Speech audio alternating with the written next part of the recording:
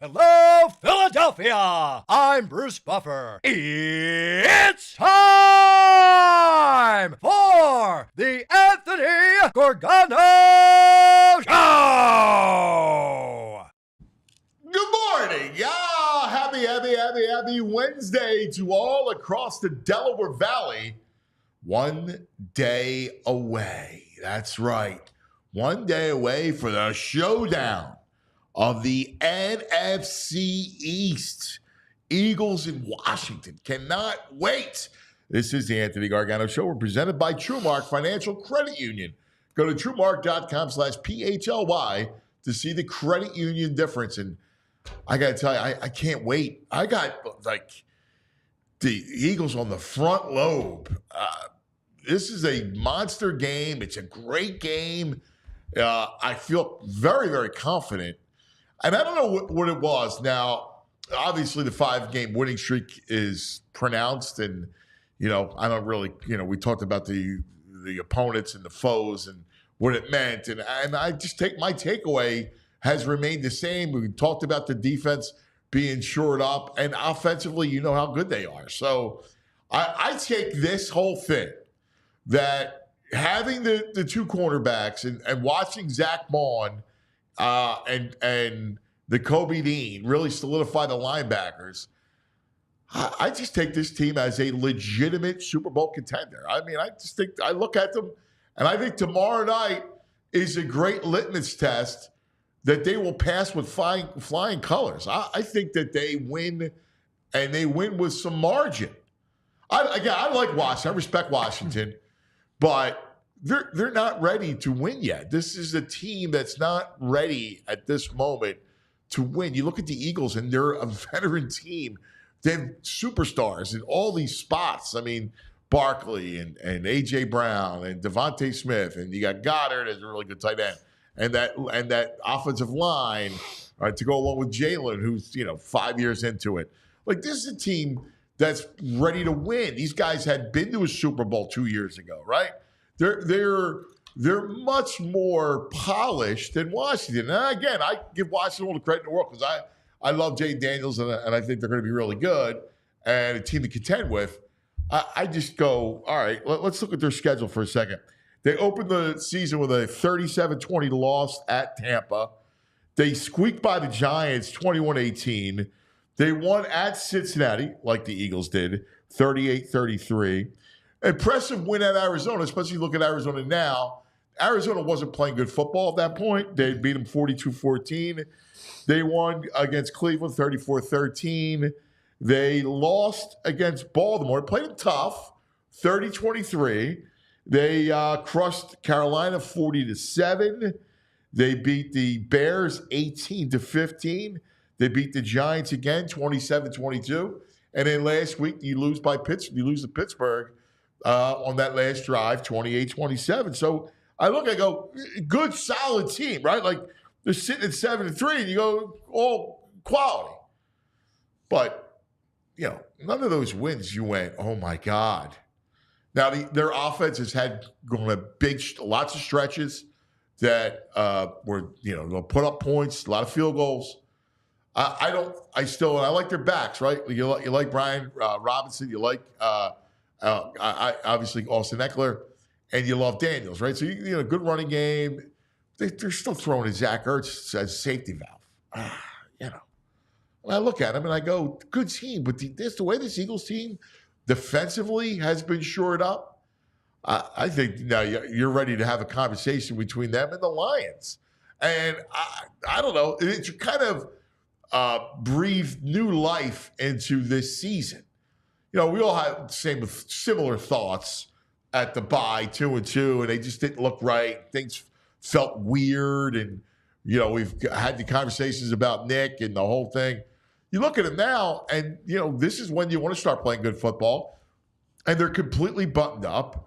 They're really good in the right places, and they're a true contender. Again, I have them number 2 behind the Lions in the NFC, and I don't think it's a shock if they would beat the Lions. Like, I think if I was to make a line at a neutral site, I would make the Lions a field goal favorite. You know, 2.5, 3. I think that's kind of where they would be. We'll run that by the brain coming up a little bit. We'll get a lot of insight into the Commanders with our old friend B. Mitch. Brian Mitchell will join us. Man, B. Mitch brings back memories. He and I used to do a show together way back in the day. B. Mitch and I. In fact, one time he let me drive his Lamborghini. I don't know why he did that, but it was pretty awesome. We'll visit with our old friend B. Mitch about that. And I want to talk Eagles all day long. We have to talk Sixers. And a couple things. One, I have to be honest with you guys. I'm always honest with you, right? So I hate saying that because I'm always just give you how I feel. I'm just not into it. Now, at some point, I hope to get into it. At some point, they're all going to be playing, and it'll matter. Last night doesn't matter.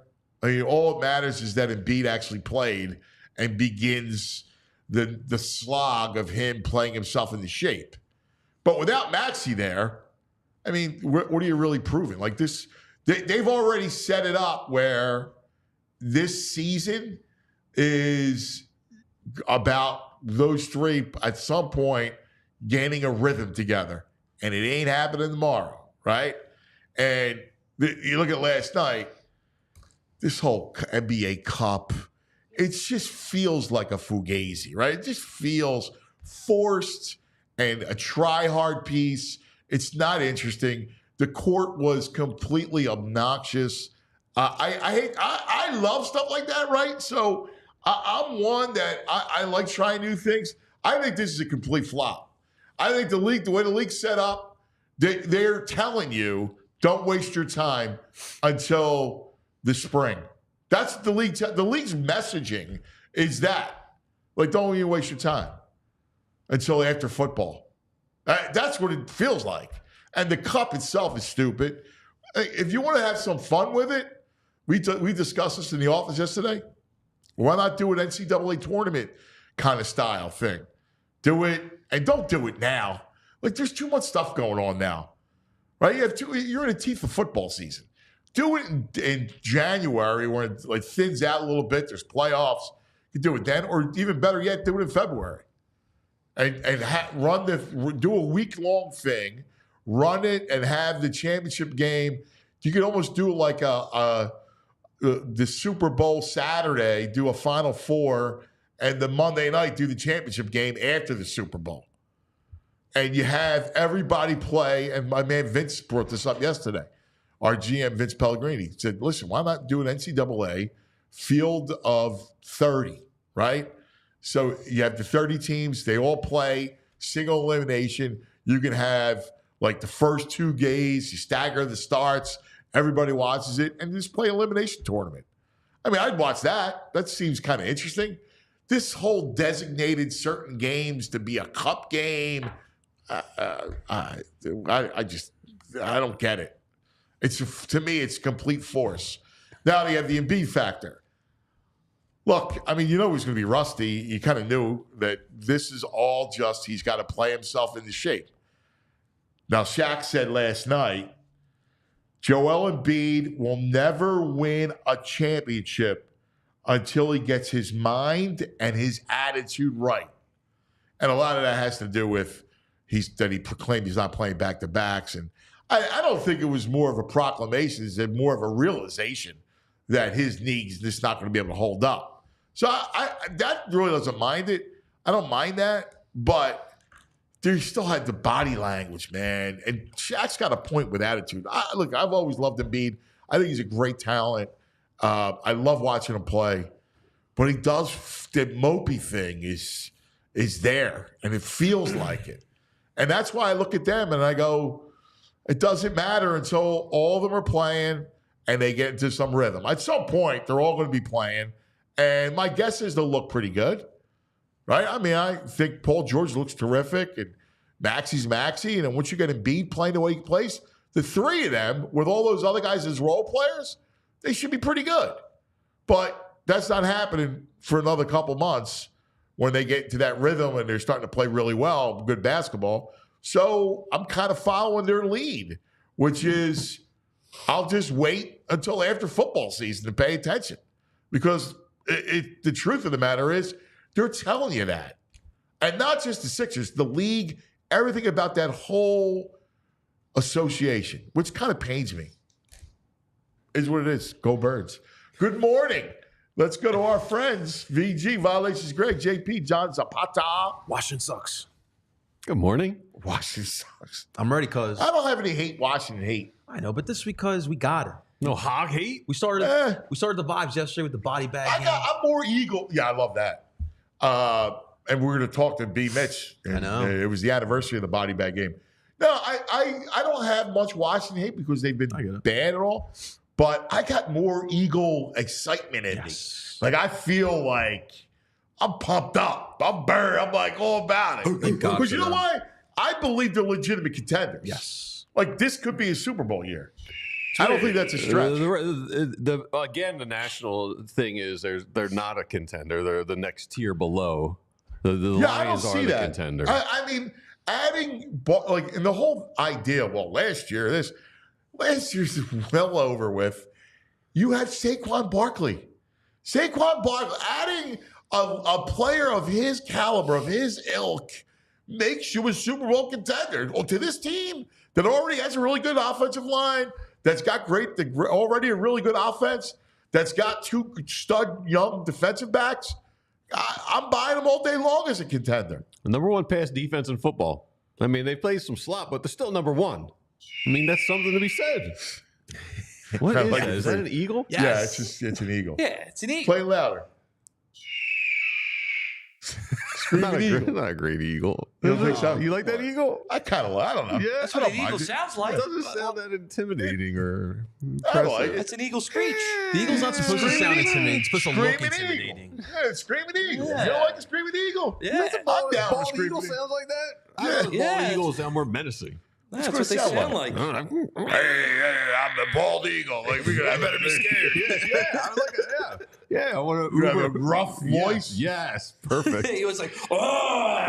Listen, mother father, I'm a bald eagle. Yeah, he's angry. He's bald. Come on, man. I mean, he don't have a nice cap like all the other birds do. He's bald and angry.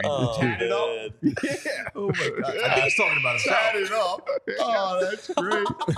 He's got tatted Italians. He's got a smoke in the beak, you know? Yeah, right? yes. Pack of marbles under his feathers on his shoulders. Yeah. You're out of your mind. Oh, man. They're a contender. Yeah, I mean, I don't get the national thing that they're not a contender. I don't The same either. national pundits thought Dallas was. I remember arguing with them. Thought Dallas was a contender. if you're one of the two top teams in your conference, you have to be a contender, right? 100%. Yeah. So, yeah. They're not that far off from Detroit either. I'm looking at Bet Parks do right I now. give the Lions a nod? Yes. Of course. But I don't think, again, if I make them, if I want to size it up and make it a game, I make the line 2.5, 3. Detroit's a favorite.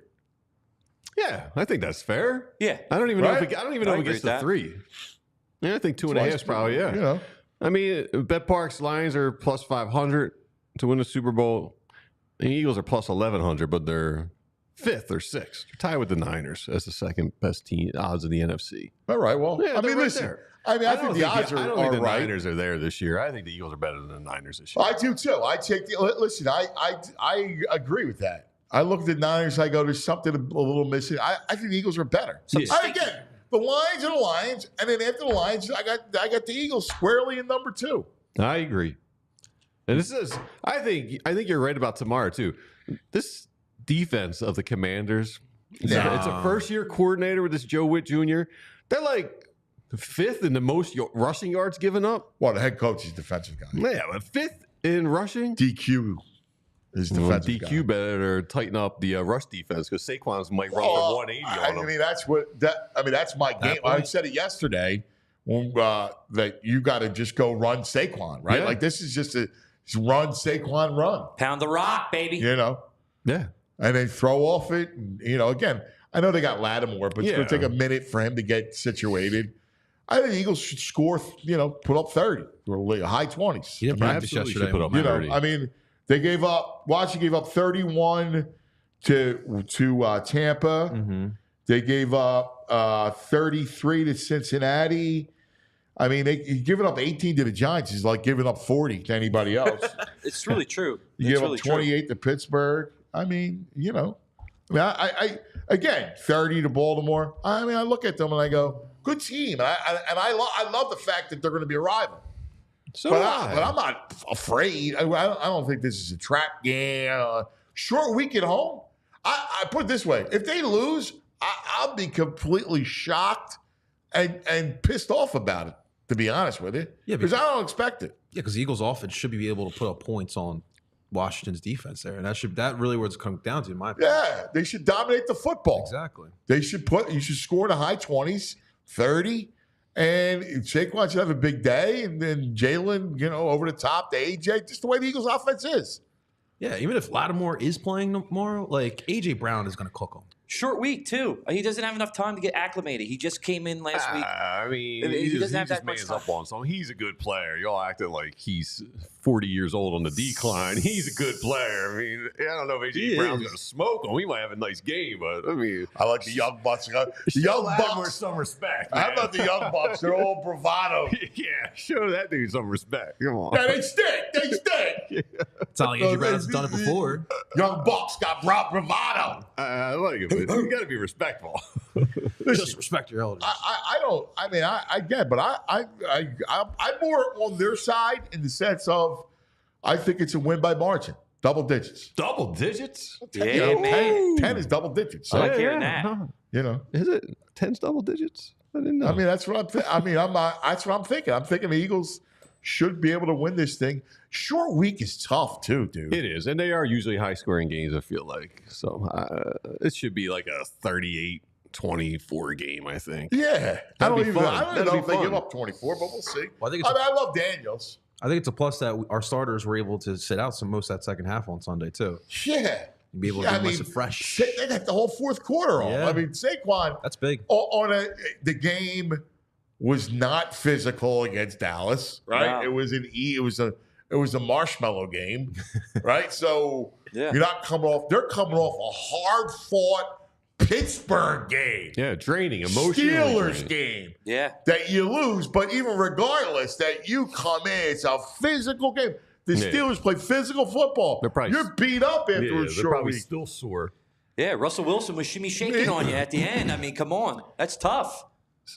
I think this is going to be a shimmy shaking. I like that. Shaking. He was shimmy shaking. Yeah, but I'm talking about the physical nature of the Steelers, right? Their Yeah, of defensive course. line, their offensive line. What does shimmy shaking have to do with that? Because it was a tough game that they lost, emotional game. And he was there, They're in the locker room going, "Did you see him shimmy shaking Oh, on us? Man, what's the matter? Old Man, heads we got busting the shimmy- young we got head. shimmy shook on. Old heads busting the young Bucks. Man, how we gonna react to this? And we got shimmy shook on. Hey, when you see Let's Ride shimmy shaking on you, all right? Something's bad. Yeah. I again, I mean, that's kind of what, and I'm not looking at it like, Mr. Homer. I handicap it. I look, it comes up Eagles to Uncle me. Vic's got to come through. You got Fangio's got to get pressure on Daniels. You can't let him scoot around and buy time. Pressure's got to come on him. Yeah, well, I don't know The young about that. kids are good, but they can only cover for so long. And Daniels finds a way to buy time back there. He does. His eyes are always up. I don't. I mean, if you're asking for pressure, I don't see. He's not going to blitz him. I don't think I blitz. I wouldn't be in a You hurry. don't think with a rookie that Fangio could disguise blitzes and confuse them?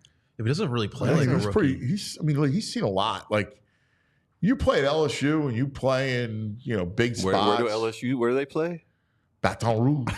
Yeah, you almost want to Big time contain him. You college want football. to be Yeah. able to contain him. You don't want him to beat you with his legs. You can't just sit back and like mush rush him and contain him. He's going to bounce around and find someone. He's got a great arm. Yeah. Right? I mean, he sees the field. We're going to talk to B. Mitch coming up about that. And, I mean, he's just a great player. I don't know that, again, I just think the Eagles are set up with the way their secondary's playing. Their back seven against the run. I think they're set up to stop, not get bled. Yeah. I'm feeling a spot Q on. pick. Q pick. Quinton. What do you think about we got to this figure one? out his nickname. What about Cusifer? Cusifer. Nah, I don't like that. How about I go Cusifer. You trying to mess with the devil or Executioner? No. Executioner? No, I like What was the one you said San yesterday? Quinion. Better. Yeah. That was cool. San Quinion's better Quinion. than Cusifer. Quintamino man. Bay, like they were calling him. Yeah, I don't know. It's all right. Kind of lukewarm on that. What's your other one? Everyone loves it though. The Cutioner. The Cushioner. Not bad. Cutes. Not bad. Cushioner. All right, we got lots to get to. We're gonna edit. There's a lot more to do. All right, lots to get to. Let me tell you about Rothman. Yes, Rothman Orthopedics. How about this? Joints aching, hands cramping, back out of whack. Well, Rothman's got you. At Rothman Orthopedics, practicing specialized care has been their passion for over 50 years. Their mission, high quality, compassionate, affordable care rooted in research. Research leading to new treatments, better outcomes. Each Rothman laser focus on their specialty. Hip, knee, spine, you name it. They got a team for each body part right in your backyard. So you can cross over to defense, drain those jumpers, root for our teams like no other fans in the country. They are Rothman Orthopedics, and they specialized in you. And what I love about them, and we tell you about them all the time, is for more than 50 years, Rothman has participated in thousands of groundbreaking research and clinical trials with the goal of advancing knowledge, right? Developing treatments and proving outcomes for the benefit of you. That's right, of our patients. Rothman Orthopedics specialize in orthopedics and you. Visit RothmanOrtho.com/PHLY to learn more and make an appointment today. I love it, Cuz. And listen, Cuz talking about the right doctor for any injury you may have. So let's talk about some financial doctors with our friends at TrueMark Financial. Now, obviously, they're not doctors, but we say that because they're here for your financial health. And in 2024, that's what we're trying to improve upon. And listen, they have some great money management tools that can help you with your finances. Listen, you can even budget for some of your expenses that you may be having. Obviously, we have the kids' sports leagues, we got trips, all this great stuff that money is going to add up. So you want to make sure you are budgeting with that, and they'll be able to help you out with that. And the mobile banking app, I absolutely love because it makes tracking those finances super simple. After a long trip, we talked about it before. Love being able to look at everything that I spend. And if something looks off, we can always call up TrueMark Financial and they're able to help you out.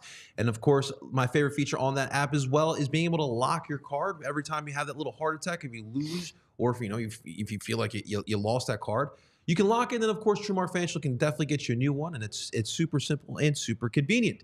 You can, if you want some more information or if you want to start your credit union career here today, all you got to do is visit TrueMark.com/PHLY. That's TrueMark.com/PHLY. Or there's 24 branches in this area you can visit, ask any question you may be having, and start your credit union career right then and there.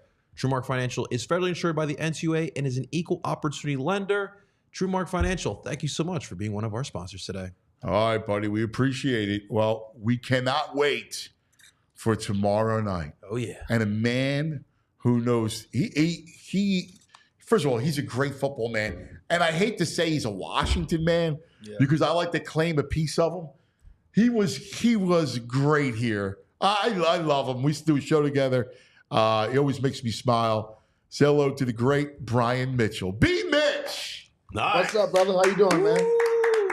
You don't change, babe. You don't change. You look the same, brother. God bless you. Hey, I'm trying to keep it young.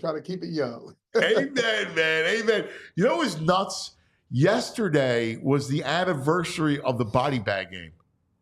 Oh, really? Yeah. Isn't that nuts? Wow. What do you Yeah, I try not to think remember about from that that day? I was a nervous wreck, seeing guys go down one by one, 9 guys, and hell, I was backing up, what, 1, 2, 3, 4, 4 of the guys that went down, and I had to go in at quarterback. It ended up being fun because, a lot of people saw that I was going to be prepared, but that's not a good one, when you start thinking about it. Yeah, it was wild because people didn't know that you were an emergency quarterback. And then when the Eagles got you was the best, right? Like Andy knew that, getting a guy like you would do such wonders. We had great special teams, and there was nobody better than you coming in. And I still go back, man, to you running kicks back. It was the best here. That was a great time in Philadelphia with you. It was fun. One thing about it, one thing I loved about playing up there was the fans are very much like I am. I took no trash from nobody. I believed in holding people accountable. And when I got on the football field, I just wanted to win. I didn't care about who liked me. I wanted to win. And I think that's what it was like that up there. So I got to tell people I still love Philly. They basically, when Dan Snyder and Vinny Cerrato thought I was done, Andy called me up with John Harbaugh and said, you know what, we think you still got something. And I had a chance for those 3 years to really show what I was about. And it was wild. Like, we did the show together, and people loved you, man. Like, that show was a popular show. People loved you, and, we had so much fun. You remember we used to go out? What was the place we used to go on Monday nights? We used to, it was over in Jersey, but I forgot the name of the place. We had that Monday night gathering, which was a lot of fun. And then with the rest of the team. Remember, we would go after the show. We would all go to the place on front. Bluezettes. Yes. Yes. That was I was fantastic. Oh yeah. That was fantastic, man. That was great stuff. Yeah. You know what's amazing too? I think about it. Andy is still winning, still coaching. Man, it's a coach's league, isn't it, B. Mitch? It's a coach's league, and you got to have a good quarterback on top of that. But you look at Andy, and a lot of the guys that were there with him in Philly are still with him right now in Kansas City.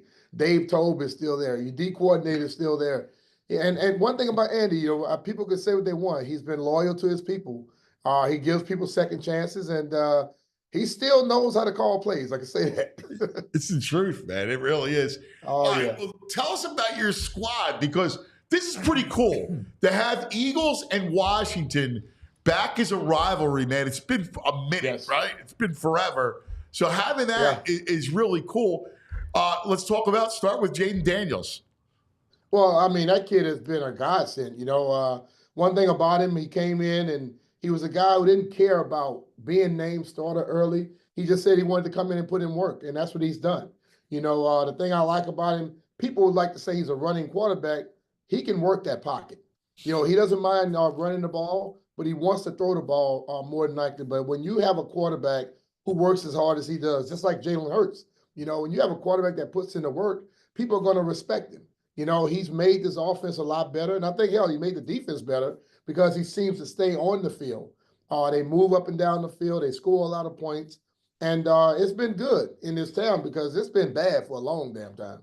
Well, and the thing I love about him is, like you brought it up, his eyes are always up. Like, he's never looking at the rush, and he's always looking to move to throw. Like, that's when he knows he's got a defense on its heels. He's not looking he could take it to 8-10 yards, but he'd rather throw it down the field for the big play. Yeah, and that's what he did at LSU. My best friend still lives down there where I grew up. And he's basically, LSU is across the road from where I grew up. And he would call me and say, man, this dude, Jaden Daniels, can play. And finally, when they drafted him, I started calling him and said, I'm telling you, the guy, he can play, man. He's going to be better and better as the weeks goes on. And he's done some terrific things so far this year. He has to keep, because what he's going to have to learn now is that as you play, people are going to start figuring out what you like, and they're going to try to take that away from you. You got to figure something else out. But, him in this virtual reality, which now I think everybody is getting it for their quarterbacks, he says it makes him see things 10 times faster. Yeah. And when you watch him on the field, you don't see a lot of rookies doing the things he's doing. No. And you're right. In fact, because we look at Jalen, and Jalen's had a terrific year, but one of the one issue that he still has to work through is he's still a little late at times, right? He still has to get rid of the football or hold on to it a little bit. And it's funny you brought that virtual reality stuff because he makes his progressions lightning fast. And it must be he trained his brain. He's smart kid, the whole thing. But it's one thing to be smart. It's another thing to process it that quickly that normal people can't do.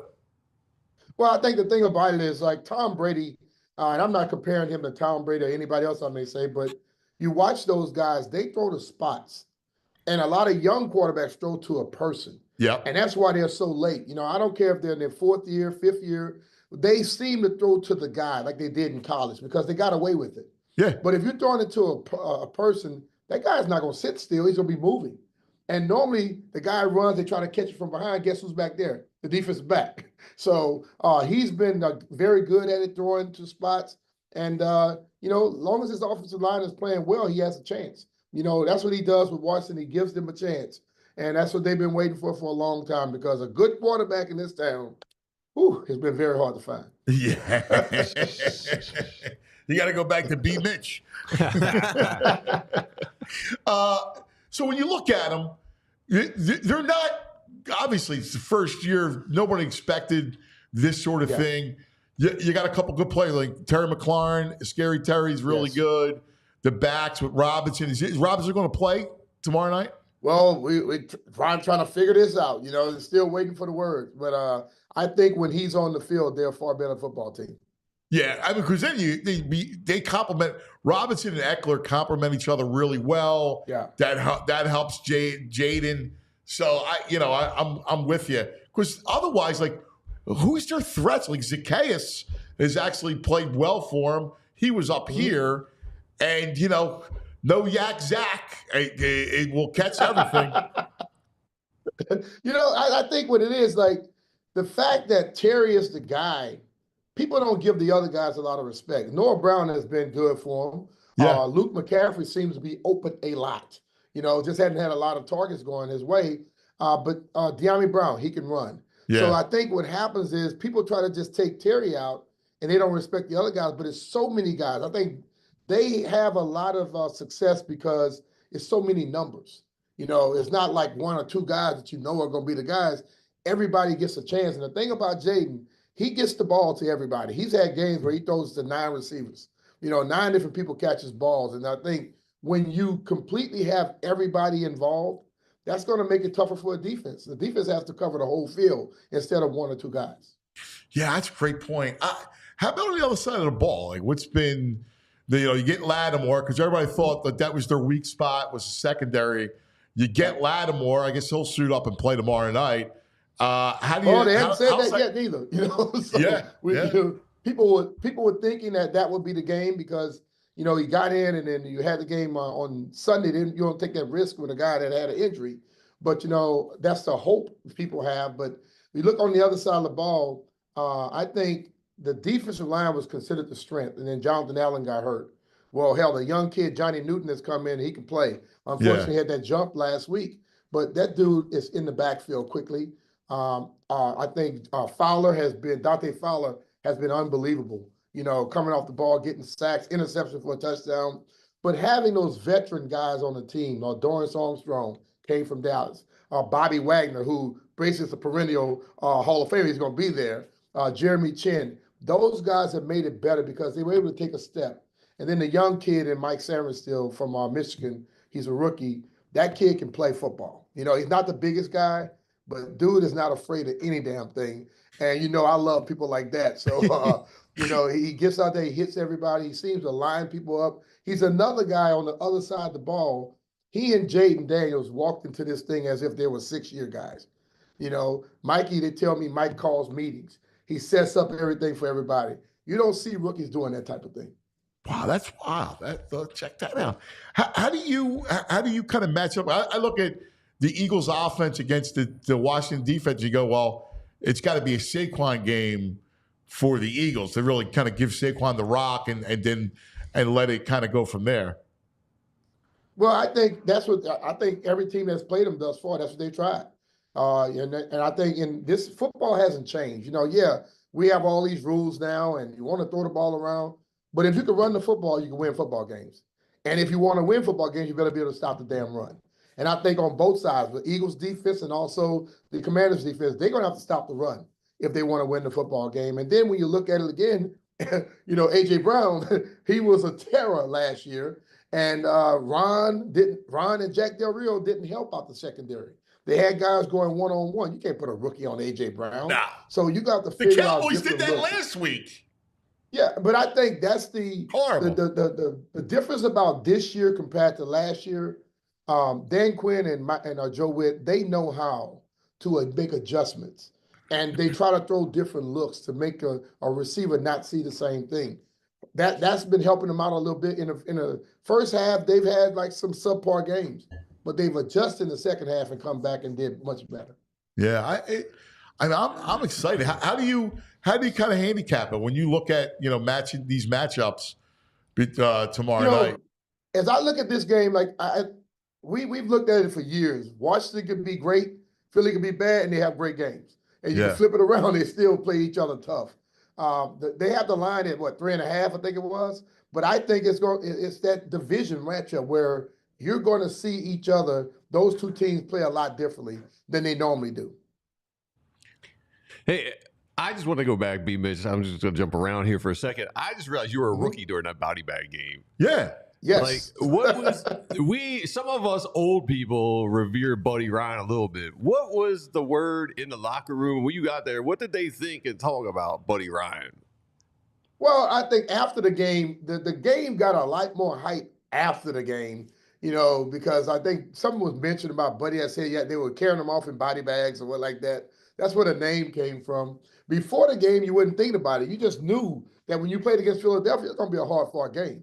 I tell people in this town all the time, everybody always talk about Dallas and New York. I say the Eagles against the Redskins back in the day, that was probably the toughest game we will ever play. You got Reggie White, Clyde Simmons, Jerome Brown, Al Waters, there's Seth Joyner on that team. You had some dudes that would knock your ass off, to be totally honest with you. So you had to come to play. And in that game, they got the best of us, But like when I got in the game, I was like, listen, we're going to go down and score a damn touchdown. Because I have a different mindset. I'm not going to be scared because I always felt when you're scared, you get hurt. When you have confidence in yourself, you're going to be okay. I think that was our only touchdown drive when I was at quarterback. Yeah, it is. Hey, we were just talking, too, about like the short week and playing a tough team like the Steelers. Like, does that catch up on a physical game like that? Does that come into play on a short week like a Thursday night game? I'm sure it does. I think I was looking at Washington coming off a tough game, which I think they should have won that football game. They had too many damn mistakes down the stretch. Then I look at the Eagles playing a later game and had to fly back home.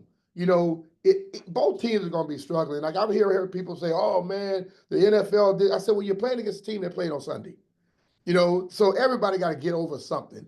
This is football. And I think ultimately both teams are going to have to overcome some fatigue because, playing a tough game like they did here in Washington and then going to Dallas they destroyed Dallas. Dallas is horrible, which I love anyway.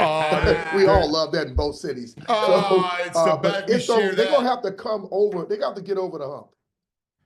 I mean, the only thing is I look at it and they're a great story and I love Jaden the way you followed him at LSU like you did, and I love them, right? I just don't know if they're ready to win in a big showdown game. And you look at the Eagles, right? Like the Eagles, veteran team. Jalen's in his 5th year. You got AJ, and you got an elite running back like Saquon, and that offensive line that's been together. So it feels like Washington's a great story, but are they ready? And this is my question. Are they ready to win yet? Because I kind of have my doubts about it. I believe you have to learn how to win, but I think also you could be just so young, dumb, and stupid that you don't worry about all that. To be honest with you. The thing about it, every big moment he's faced this year, he's passed the test. Yeah. And I think ultimately it's going to have to come down to not only him being good, other guys got to come up to that performance level that he has to help him out.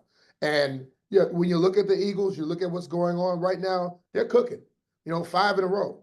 Saquon has been unbelievable. He's going to get Joe Shane fired, and I'll be happy with that. They are the team that's veteran. You would think that they have more. They're more talented. At the beginning of the year, people asked me who I thought would win the division. I said the Eagles because I never ever would say the Cowboys are going to win it. But but you look at Washington, and they have done it long enough now to where they better believe in themselves. Yeah. You know, you got to get over the young stuff. I'll tell you one thing: that dude number 5 is not afraid of the moment. No, I don't doubt him. It's funny. I think the kid. First of all, when you play at where he played at LSU and those big games on Saturdays, right? Like, he's not getting. There's no bigger moment and stuff like that. Yeah. The kid's a baller, but what's around? I don't know that they're as a team. At that point, roster-wise, first year of a coach. You know how it is. Like, you got to build into that moment where you're a legit. I think the Eagles, I'll ask you, are the Eagles a legitimate Super Bowl contender? I think they are. Yeah. I know a lot of people were down on them last year because of how they finished, but I don't know what was going on. Okay. I don't know if Big Dom not being on the sideline was the problem. I don't know if the coach Sirianni was just lost at the team, but I would just tell you this. That team, as good as they were in the beginning of the season, I don't know what the hell took over them in the late part of the season. But I kept telling people they still are the team that was there at the beginning of the season. Now you get a guy like Saquon, who I don't know what makes a man jump backwards, but that was a hell of a move. Did you ever do that? That was a hell of a move. Now when you put him on the team, it's a much better football team, especially offensively. So you're still going to have to play the game. I think they are the better team. Yeah. Eagles, and I'll say that. Yeah. I understand they're the better team, but still, this is one where you still got to watch it because this NFC East division is it's unpredictable sometimes. There's one more thing I got to talk to you about because to this day, I still have not figured out how we lost in 2002 to end the vet to Tampa. And I remember being on the sidelines because I was working with Andy and all, and you run the opening kickoff back, and it was an incredible run, and then Deuce all the way to the 18-yard line, and then Deuce runs in touchdown, and the crowd is going nuts. We get the interception. It's 10-0. How did we lose that game? Have you ever figured that out? I haven't. I can tell you this: we weren't blissing Brad Johnson as much as I thought we should have. I know Jay Gruden, John Gruden. John Gruden said he wasn't kicking to me anymore. He squib kicked the rest of the day. Yeah. But ultimately, I just think that we had talked about them not winning under 30 degrees, and I think that took over our mindset a little bit too much. And once we got up a little bit, we stopped being ourselves. We started playing a different game of football and didn't stay aggressive. I think we should have stayed aggressive, and we probably would have won that game and went to a Super Bowl that year. And that was the year of the Raiders, and I think we win that. I mean, we would have beat the brakes off of them. Yeah, exactly. Yes. I think back. I remember making eye contact with you. It was the third quarter, and it was weird because I kept waiting for all right, when's the offense going to get it going and kind of take control of the game? And they went a 3-and-out, and you were getting ready to go to the field, and I look at you, and you gave me that look I don't know, man. Yeah, it was one of those strange ones. I can tell you, man. I told everybody, I'd already spent that Super Bowl money. How's the family? Everybody good? Everybody's good, man. They got 2 grandkids now. Oh. Can you believe that? Oh, my God. I got a little granddaughter on the 18th. She'll be 1 year old. God bless you. And a grandson who's 7 months. God bless you, brother. Yeah. God bless you. Oh, yeah. Are you still making your gumbo? Oh, yeah. Everybody's asking me for that now. So this is about the time when it starts to get a little cool. I'll start making pots every other week. Oh, he makes the best gumbo. Yeah. Oh, it's ridiculous. No, he's a great chef. I bet. B. Mitch is a great chef. He really is. Brother, I love you, man. Any excuse to talk to you is the best. You're the greatest, man. brother. Appreciate y'all. Thanks, buddy. Y'all be good. Here he is, the great Brian Mitchell, checking in. Is there any reason why, I want to ask the old heads, any reason why there's so many players that played for both Philly and Washington? Like, there's so many of them. I'm looking at the list. Like, it's extensive. I don't know. Interesting is They see a lot of tape. The Eagles traded McNabb Exactly to Washington, and which I'll never forget. If you're Washington, why do you really think Andy Reid is going to send you over a real quarterback? He knew. Right. He's not a dope. Right? Like, you really think he was going to send you over a real quarterback? And McNabb was over at AT&T. Those back-to-back weeks we talked about. That was it. The best.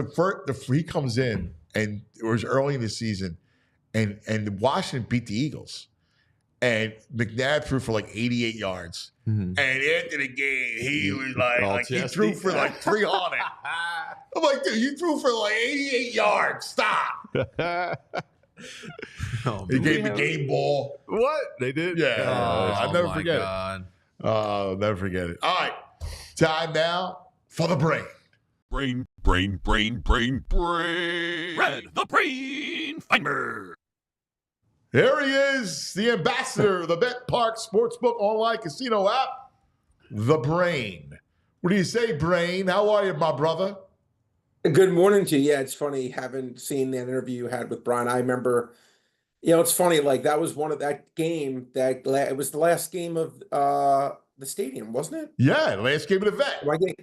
Right. That's okay. But I just remember, like, that was like, it seemed like it was just going to be like a formality that they won. If you remember, Tampa Bay was considered at that time, for everyone watching, they were considered to be that team that could never win a big game, never a cold game, never on the road. This was like, again, it felt like just, crossing your T's or whatever, dotting your I's, they were going to go to the Super Bowl. And I just remember, like, watching that, I was like, holy smokes, man, what? I remember, like, it was the Jared Vicious thing. And I just remember, I was like, what happened? This was not part of the script. But dude, yeah. And if you remember, it was a weird year where they didn't have 2 weeks between the Super Bowl and the championship game. It was 1 week, and the Super Bowl was in San Diego, and we were already talking about, all right, how we got to get to San Diego, Super Bowl, the whole nine. I still I'll never forget, Brad, the crowd, like the vet, 70,000 people in that building that day probably, and they shuffled out in dead silence, like ethereal silence, like you could just there were zombies. You know what would be a good show for you, Anthony? One time you'd go over like most disappointing individual sporting games in Philadelphia history, or best, you could do both. But I think that game number one was more disappointing than this either. Quite honestly, either Super Bowl loss to the Chiefs or the Patriots or the Raiders. Just because, at least to me, I just again, it really seemed like this was just a fait accompli. They were going to win. They couldn't get past these NFC title games. That was, for me, that may have been number one. I have to do a deeper dive, but that was right up there in terms of me being disappointed. And there were two losses that gutted me. Probably I'll say three losses that gutted me. All right. One was that 1 bloody nil game 5 against the Cardinals when the Phillies lose. And Chris Carpenter. They were winning the World Series that year. I don't care what anybody said. They were the best. That was the best Phillies team they ever had. No question. They was. Not even debate. Not even a debate. Yeah, that was I thought that was one of the best teams of all time in real baseball. Forget Philadelphia. Right? Like that was it. They had the best of everything. They had the best of everything. But it's baseball. I know. Right? No, that's right. And that was, Anthony, you remember what happened? I know you'll get this because you're a sportsman. What happened the last play of that game? The last play of that game was Ryan Howard. There you go. Towards was it his Achilles? Achilles, yeah. Yeah, that was basic, and that was the end of his career. Yeah, because then he got the flesh-eating disorder. Yeah, he was never the same. No, he was never the same. And also in that game, you'll remember this, Raul Banez. It was weird because it was early October, but it was chilly, and there was a wind that was blowing in. and Abanez hit a shot in like the fourth inning. It was third or fourth inning, and I thought it was gone. Just died, and it just it died at the track. Yeah, I mean that was. Yeah, I just remember, and I thought that was, and it's funny if you remember. Was that Anthony? That was the Cardinals team, if I'm not mistaken. If I'm not mistaken, I'm 99.9% sure I'm right here. Last weekend of the year, the Phillies in a series that meant nothing to them. Obviously, Braves. they were up by a zillion games. They swept the Braves. The Cardinals swept whoever, and the Phillies single-handedly got the Cardinals in the playoffs. Yep, that was it. And I talked to Charlie about that in chapter and verse. He's like, listen, he goes, we're going to play to win, and we're just going to, that's how you do it. And no matter what, and even at the end of the game, like they won 84 games. Who even thought the Cardinals were that good? It went into extra innings, and like he took his players out. Like he was, he managed the way you're supposed to manage it. I still can't believe they lost that series. Chris Carpenter, who they shelled in game one, pitched the gem. He was good though, but Chris Carpenter had a really good career. He was a legit number 2 starter. No, he was real good. What was the other game? Magic jump center. Oh man. Yeah, it's funny. I remember that. Little boys. Yeah. I was about 9 was it 9? It was 19 80 or 82. It was 80. Right? Yeah. Was it 80 or 82? 80. But yeah, I remember, but that was when the games were like on tape delay or whatever. Yeah. And I remember like waking up night. as a kid. Yeah, and I was and then I was just devastated as a kid, but I didn't get to see that one live. But yeah, Magic, yeah. No, we watched it tape delay. I watched it with my cousin. Tape delay. Yeah, there you go. All right, man. I remember it like I was a little boy. Remembered it like yesterday. But again, that prepared me well for the Sixers.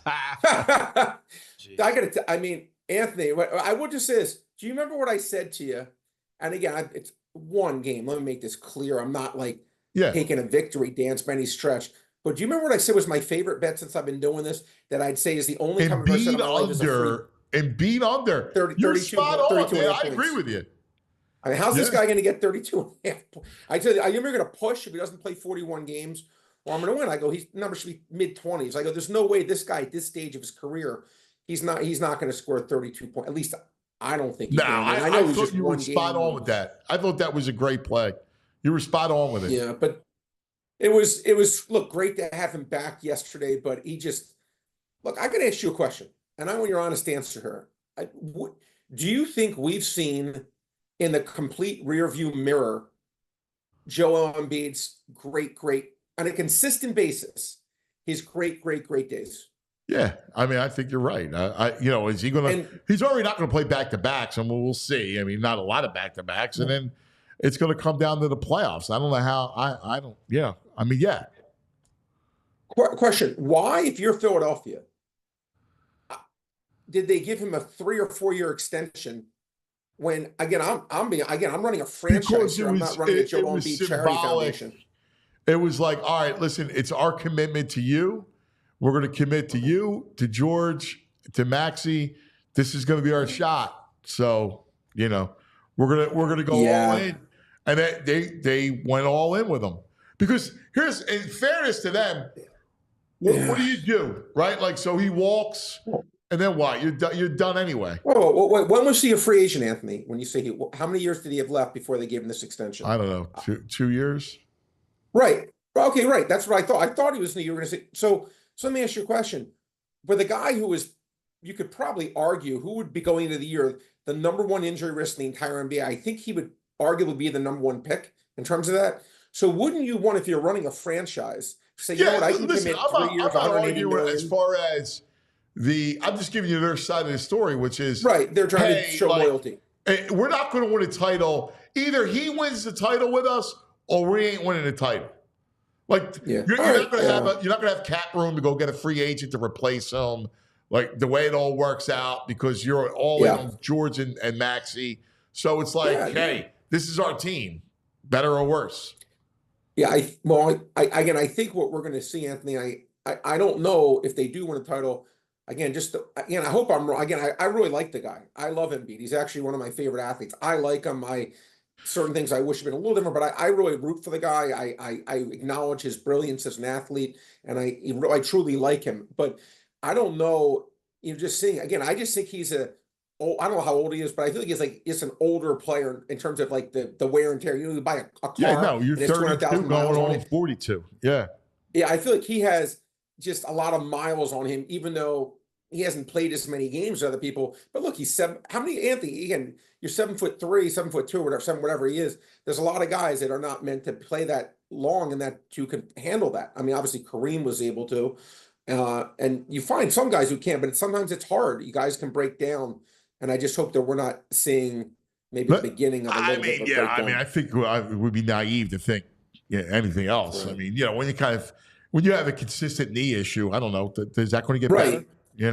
But that's my point. Again, when you're that big of a man like he is, and again, I give the guy credit because I know people rag on him saying, listen, this guy loves basketball. You don't think he wants to be out there? I'm sure he wants to, but it must be frustrating when your knee is really painful. I can't also give it to, here's the thing. I agree with you on what you're saying. Yeah. But I also see it from the fans' perspective that just get, of course, you're tired. It's like you're fatigued. Like I was calling it yesterday, Joel fatigue.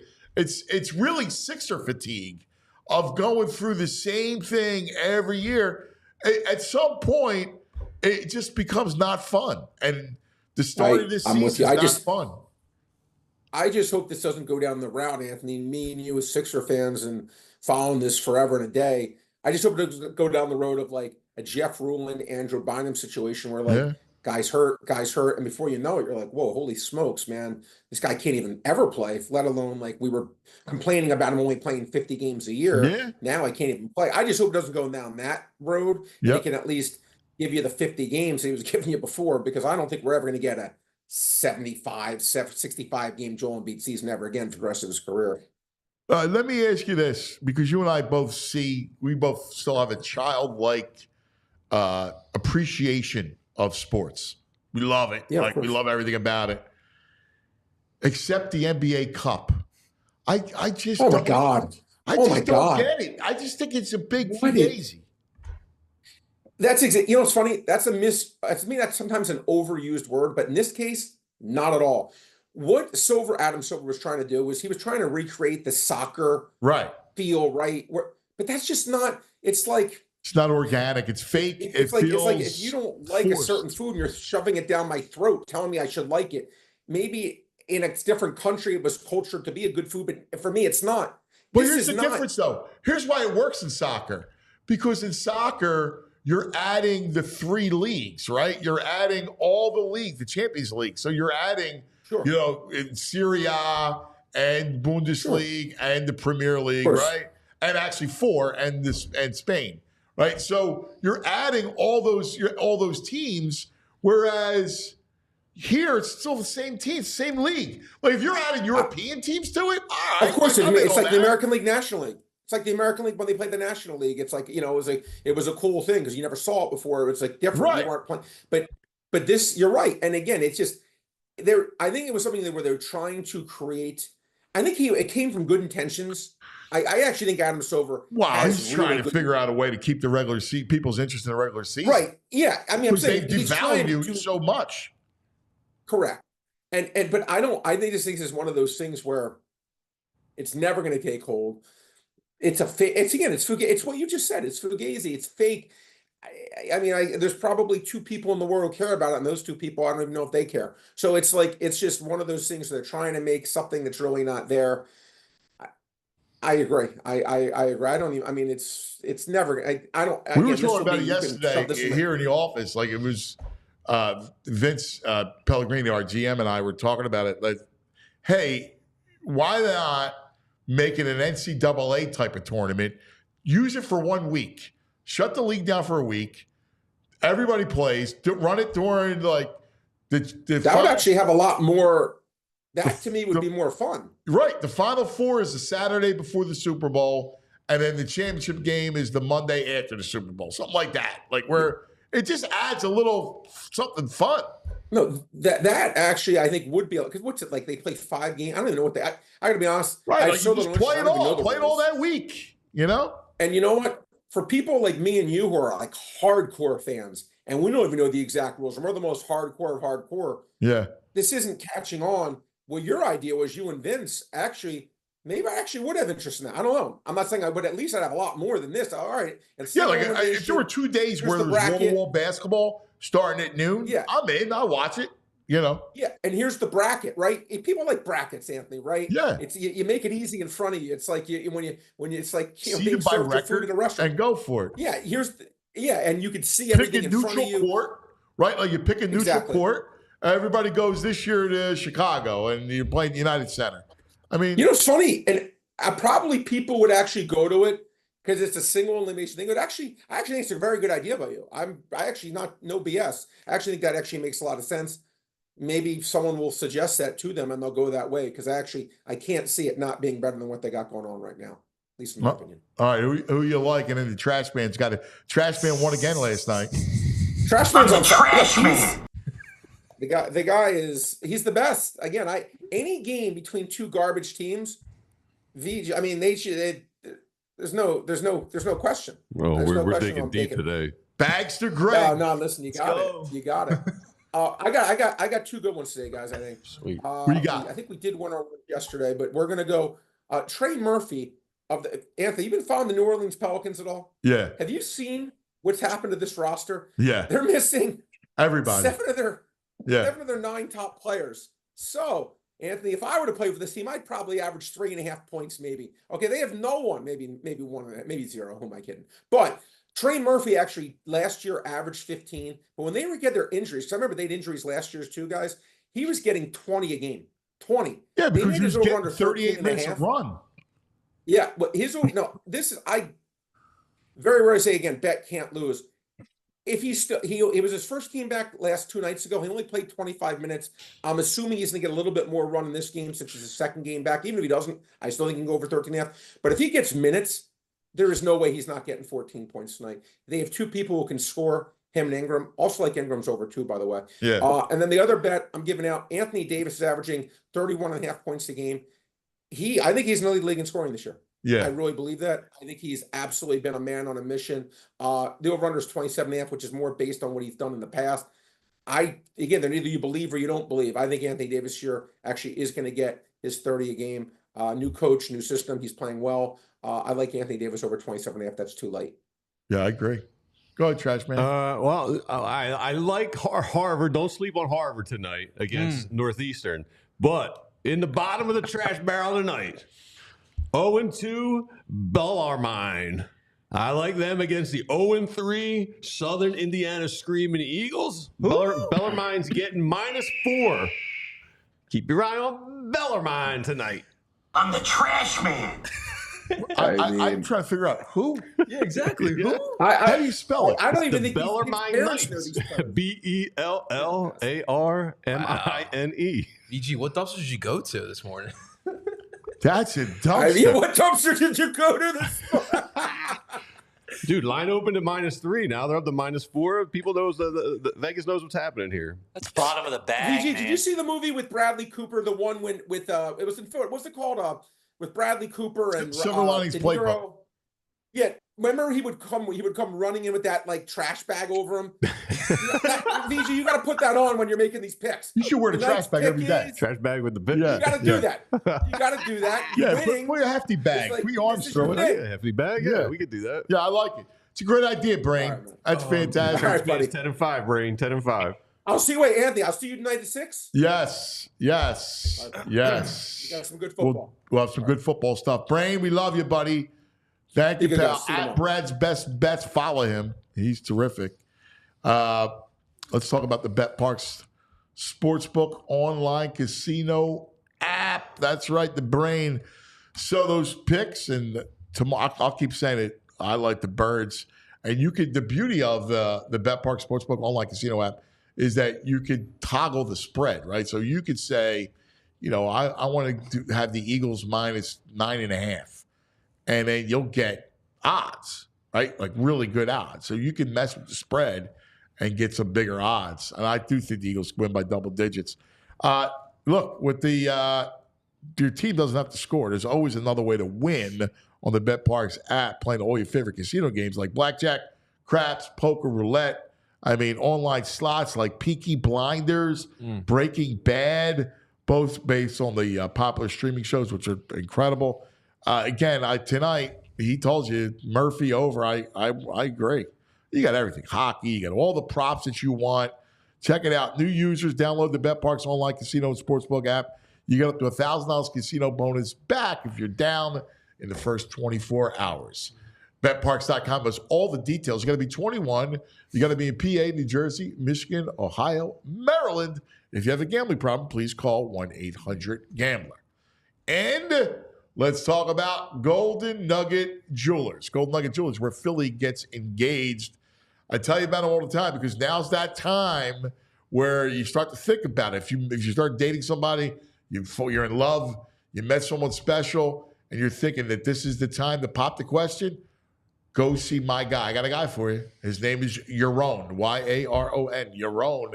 He owns Golden Nugget Jewelers right on 8th and Chestnut in the heart of Jewelers Row in Center City. Go see him. He's going to take great care of you. He'll give you a complete dissertation on the diamond, right? Cut, clarity. I mean, you name it. He'll take care of you well, get the setting done, and it's up to you to pop the question. And by the way, once you get married, you're still going to need your own, all right? Because you got birthdays and anniversaries and holidays. So make sure you go to Golden Nugget Jewelers where Philly gets engaged. All right. This portion of the program brought to you by Rite Aid. RiteAid.com, your neighborhood pharmacy. You got to check them out. That's our spot. Now, I love Rite Aid. We missed him last week. Yeah. He's the best. He's a big game this week for our boys. He's ready to go. Well, you talk about Vols, Georgia. I know. He's the greatest. Hometown hero. I know he's fired up for tomorrow night. I'm watching him all day Saturday, man. He's just killing it. All right. Big time college football, ABC. Let's go back to Kevin Negandhi in the studio. The great Kevin Negandhi, my brother. What's happening, baby? Fellas, how we doing? Good to see you, and good to see you guys. Let's go back to one thing you said that I caught in the previous segment. You think they're going to win by double digits Thursday night, our boys? Tomorrow night, yeah, I do. Come on, get on board, Kev. No, and you know me, I'm not, Yeah. People think I'm why a homer and all stuff. I want them to win, and obviously a channel our inner, fandom and all. But I always do look at it objectively. I don't think the Commanders are ready to play in this game. Like I love Jaden Daniels to death and the whole thing. I don't think the rest of that roster is up to speed yet. Like I look at them and you look at what they've done this year, good, but I don't fear them on either side of the ball. And I have to tell you, Kev, to me, having Mitchell and DeJean have along with Zach Bond and Nakobe Dean, has completely changed the look of that defense. That defense is legitimate.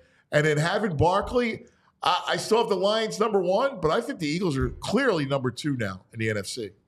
So there's a lot of things I completely agree with. The reason why I asked you is because I know you don't go on emotion, that you've thought this whole thing out. I have a tough time, and I may have felt that same way if I didn't watch the Commanders game against the Steelers. They played really, really well. And if Zach Ertz doesn't get it wasn't a bad spot, but a controversial spot, they're going to potentially pull out. Yeah, I thought it was a first down. I'll be honest with you. I thought I would have gave him the first down on it. I agree. So the Steelers defense, pretty good. Steelers pass rush is fantastic. That's kind of the one weakness that we've seen with this defense with the Eagles. Consistent pass rush, right? Because they don't have an elite defensive end. No. I mean, Sweat's good. They just don't have a Hassan Reddick. Go figure. Nope. My other concern with his defense, and you only play with who's on the schedule. So let's get that out of the way. It's not their fault. Is that they haven't seen a decent quarterback in weeks. No. Right? In the next 3 weeks, you've got Jaden Daniels, you got Matthew Stafford, and then you got Lamar Jackson, right? No, I will say we'll learn a lot. I mean, they really played well against Burrow and in Cincinnati, and Mitchell did a great job on Chase, right? You're right. Totally right. Yeah, yeah, and that first drive that Burrow had was fantastic, and I'm glad you brought up Burrow. I'm just talking about like the Cooper Rushes, the Oh, Trey yeah. Lance, Jameis Winston's. You know, that some of these games are like, ugh. But if you've got a dynamic quarterback that can, and the most impressive part of this win streak is how the Eagles responded after the Bengals that 10-minute drive to start the game, right? And they scored. And what the Eagles did in the second half. That to me is the most impressive part of this win streak. But when you face a team, the key will be, I think, is how quick they start, how hot do they start? Because if the Commanders can get things started early, the buildup of the confidence plays a huge role with this Commanders team because they're feeding off the quarterback's energy, right? McLaurin has given us nightmares in the past. Marshawn Lattimore is going to potentially play. That is a huge bonus for their secondary. I'm not coming in as a negative guy. I just think it's going to be super close. I think it's going to be a touchdown game. The question is, do we have Jalen Hurts holding on to the ball, making good decisions, not forcing it? And can we make sure we establish Saquon Barkley and the dominance of the run game pushing forward here? I think that'll play a huge role on the buildup of this game late in the contest. Definitely agree. A couple other factors. One, short week coming off of a tough game, physical game, right? Because the Steelers are a physical. I'm a big believer in who you play the week before and how that hurts you, right? Like teams that play the Lions, they just get beat up, man. For years, it was teams who play the Ravens, right? Or the Steelers. And I do think on a short week, that plays a factor. Eagles completely agree. Get a whole bye, basically, right? Saquon's off for the fourth quarter. The other thing, too, is I look at Washington and I don't fear I love Daniels. So, you know, we talked about him last year at LSU, and we both liked him coming out. And so I do. I like McLaurin, right? And then we'll see if Brian Robinson plays. I think that's a big deal for them because they can run the ball. But I'm not as fearful, only because I love the way the back seven is playing. And I love the fact that you got a physical guy in the middle and nickel as a nickel corner, and DeJean. Cooper's really kind of solidified that backfield along with Mitchell.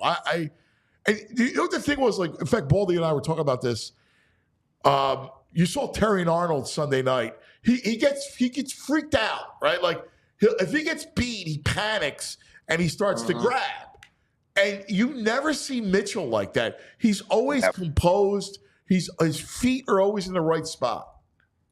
You're 100% right. And who would have thought that the way this defense is, especially what we've been used to and how much we've gone through, that the strength of the defense is from the backside and then it comes all the way up.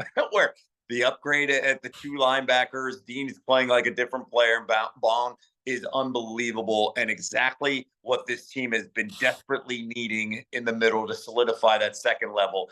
And that it's the front, the defensive line is that no longer the strength because of those two rookies have been fantastic. And we were panicking, right? I think all of us were panicking over the last few years on having those holes.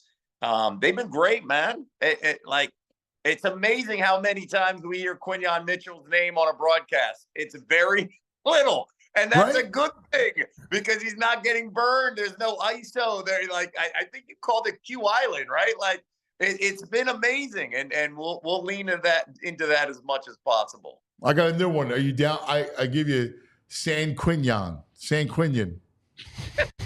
You're getting locked up. You're going to San Quinion.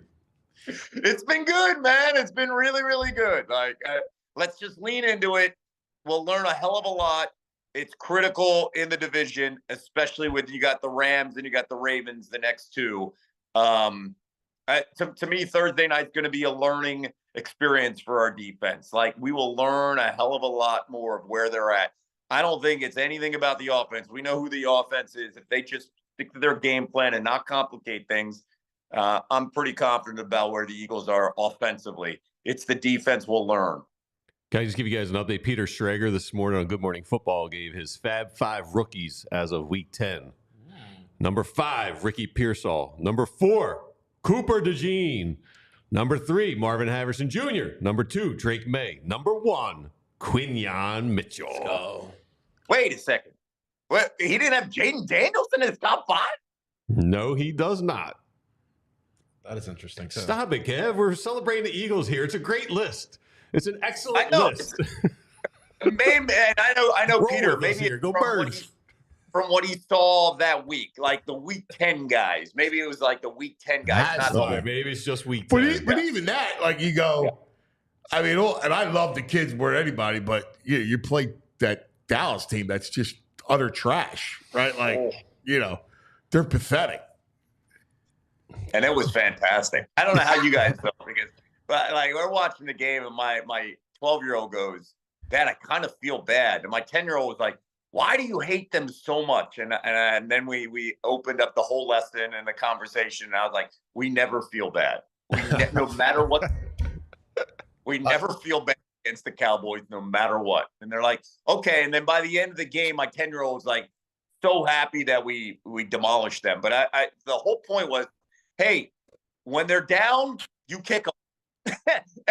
Especially in the division, and it's got to be the same attitude with Washington. I know there's a generation of fans that have no idea about the bitter rivals and the beatdowns and the back and forth that we went through in the late 80s and early 90s with Washington and how they were a phenomenal franchise before Daniel Snyder.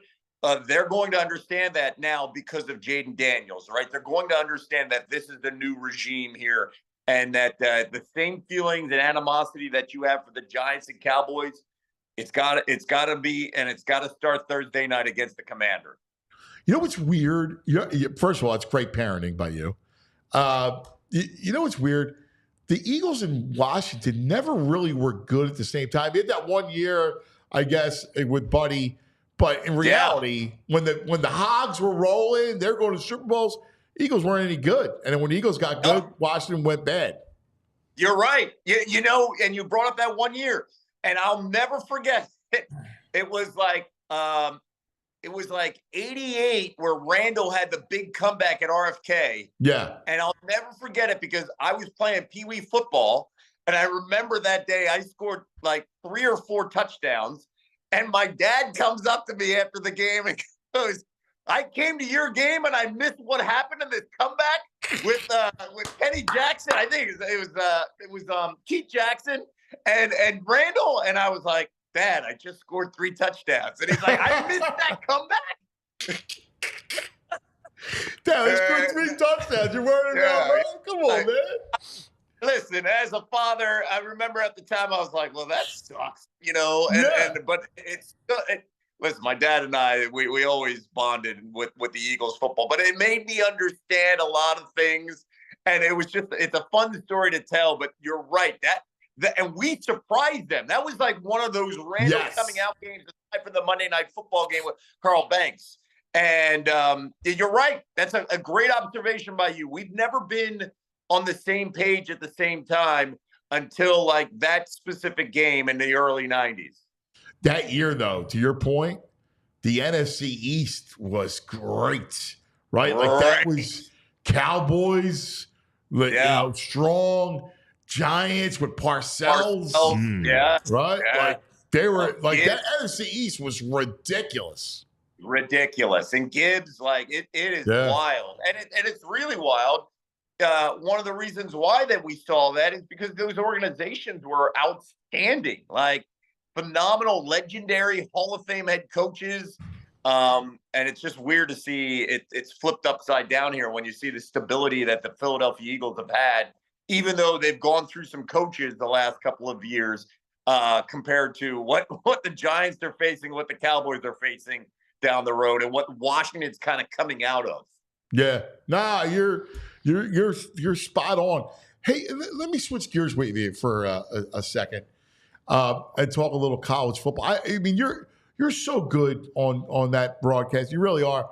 And the moment what got me was Herbie and Ben.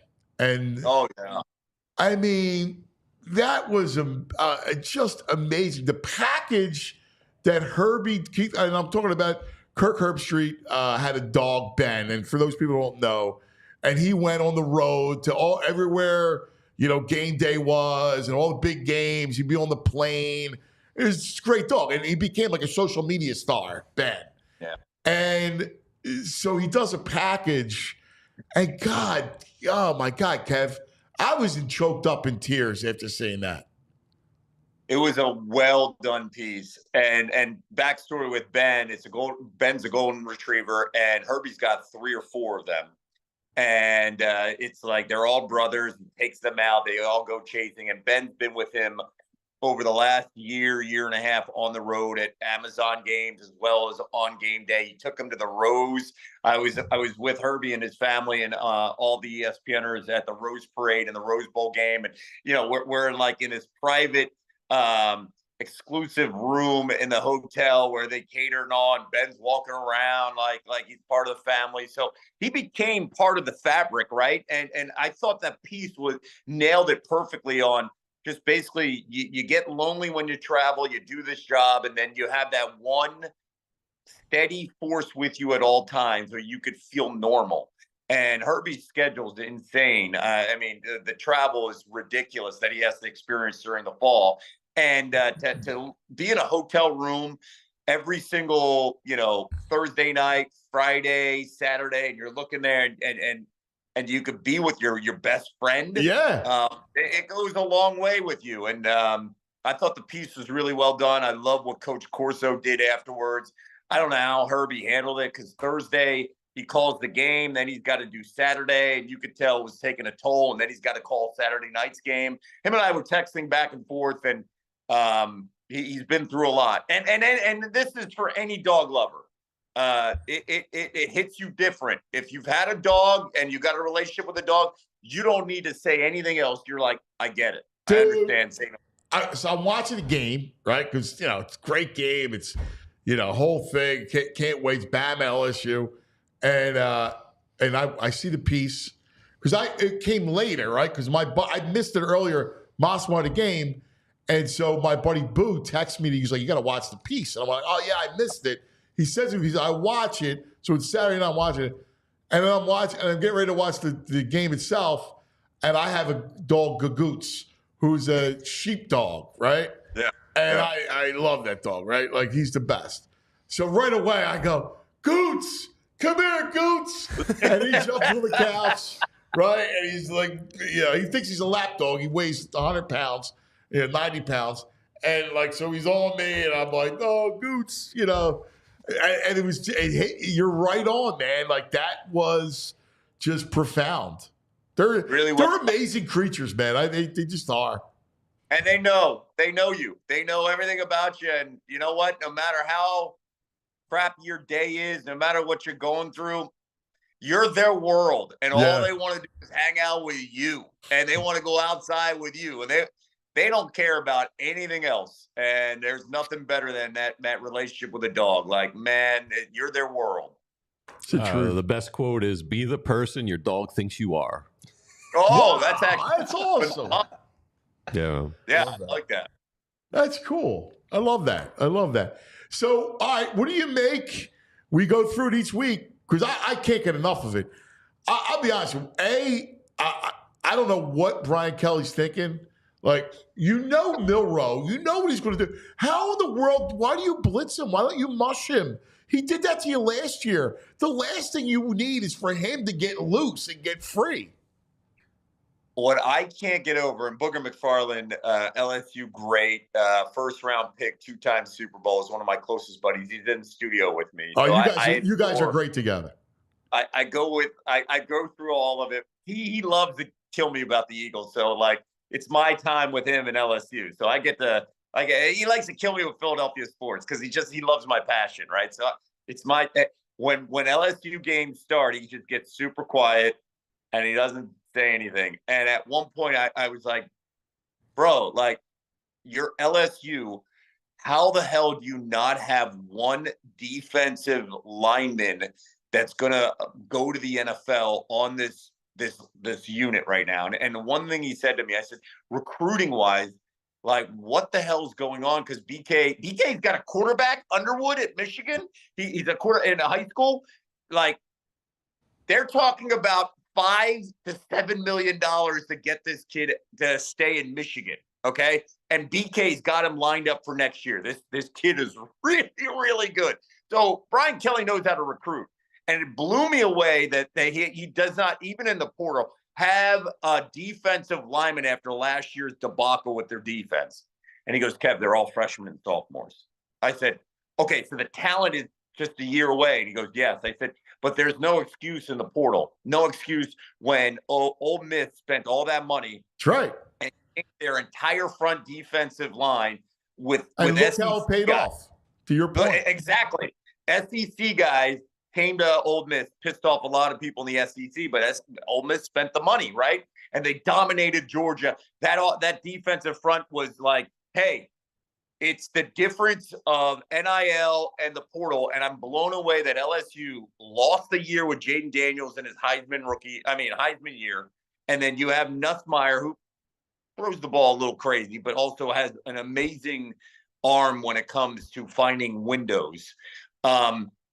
And that you're losing this opportunity. That USC game is going to kill them, but you're 100% right. Everybody knew that Jalen Milroe was going to run, and they had no plan or attack to stack the box.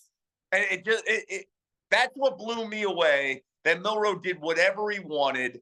And it's gonna cost him. And he's on the hot seat when you have expanded playoff and you're not going to make it. And you're going to potentially have 5 SEC teams, and you're not one of them. That's not going to go well. It's not going to go man. well. And Nussmeier, listen, he's got a really good arm, but I got to tell you, I thought the moment was too big for him. He looked like he melted. Well, you know what Nussmeier does? Nussmeier did this against A&M on the road when they had the lead, and then he threw 3 second-half interceptions. Yeah. When he tries to do too much, you're in trouble. Yep. And I think that comes back to the quarterback play. There were a couple of situations where it was like 3rd and short, and they got a true freshman, Caden Durham. And I'm like, run the football. What? And I'm yelling, and Booger's right next to me. I'm like, he's throwing the ball with Nussmeier on 3rd and short. And it cost them, because you've got to help your quarterback a little bit from himself. Yeah. I'm with you. So I look at it, right? This is an amazing year because the parity's so good. Like, I like Oregon, but I don't know. No, Oregon's not what Georgia was or Michigan was last year. You know, they're good, but it's so wide open right now. Wide open. And you know who's quietly sitting there looking around? Notre Dame. Right? Yes. It's like, oh, yeah. Yes. Everybody's talking about everybody else. Yeah. We're going to be good. We're going to hope. Irish. Essentially, all is good. I will say, like, how nutty has this season been? Just keep this in context. We've had 10 unranked teams knock off top 10 teams. 10 unranked teams knock off top 10 teams. That's how crazy this season has been. Miami's been playing with their food. I don't think their coach is a great game day coach, great recruiter, but it's always, hey, Cam Ward, save us. And it blew up in his face. Georgia Tech, they shut him down. It was unbelievable. Like, and I like that Georgia Tech team. They're plucky. And they run. And their offensive line, man, will smack you in the face. Yeah. That Miami defense is bad. It is. It's not that great. Yeah. Totally. So I don't know. Like, you can make a case Ohio State has the best win of the season because I mean, Oregon has the best win of the season because they beat Ohio State. But like, Georgia beat Texas and Austin, and then Ole Miss just dominated Georgia. And Georgia's not the same Georgia. They do too much on their quarterback because they don't have any of the first round talent that they had in the backfield or you know, at wide receiver or tight end. That kills them. Their defensive front can play great when they want to play great, but it's not every weekend. So I think Texas is still formidable. Yeah. But we're going to learn a lot about Texas against that Texas A&M game. Could be bananas. It could be absolute bananas because they're rivals. They hate each other. They now have to play each other. Texas A&M went to the SEC, stopped the rivalry, and now they're back. And like that game is going to be insane, and I can't wait to watch it in a few weeks. Yeah, that's going to be incredible. All right, so we can't not talk about what happened last night and the return of Embiid. And I'll ask you, where are you with this whole team? I've said this repeatedly. It's November. I will say my three biggest takeaways from last night.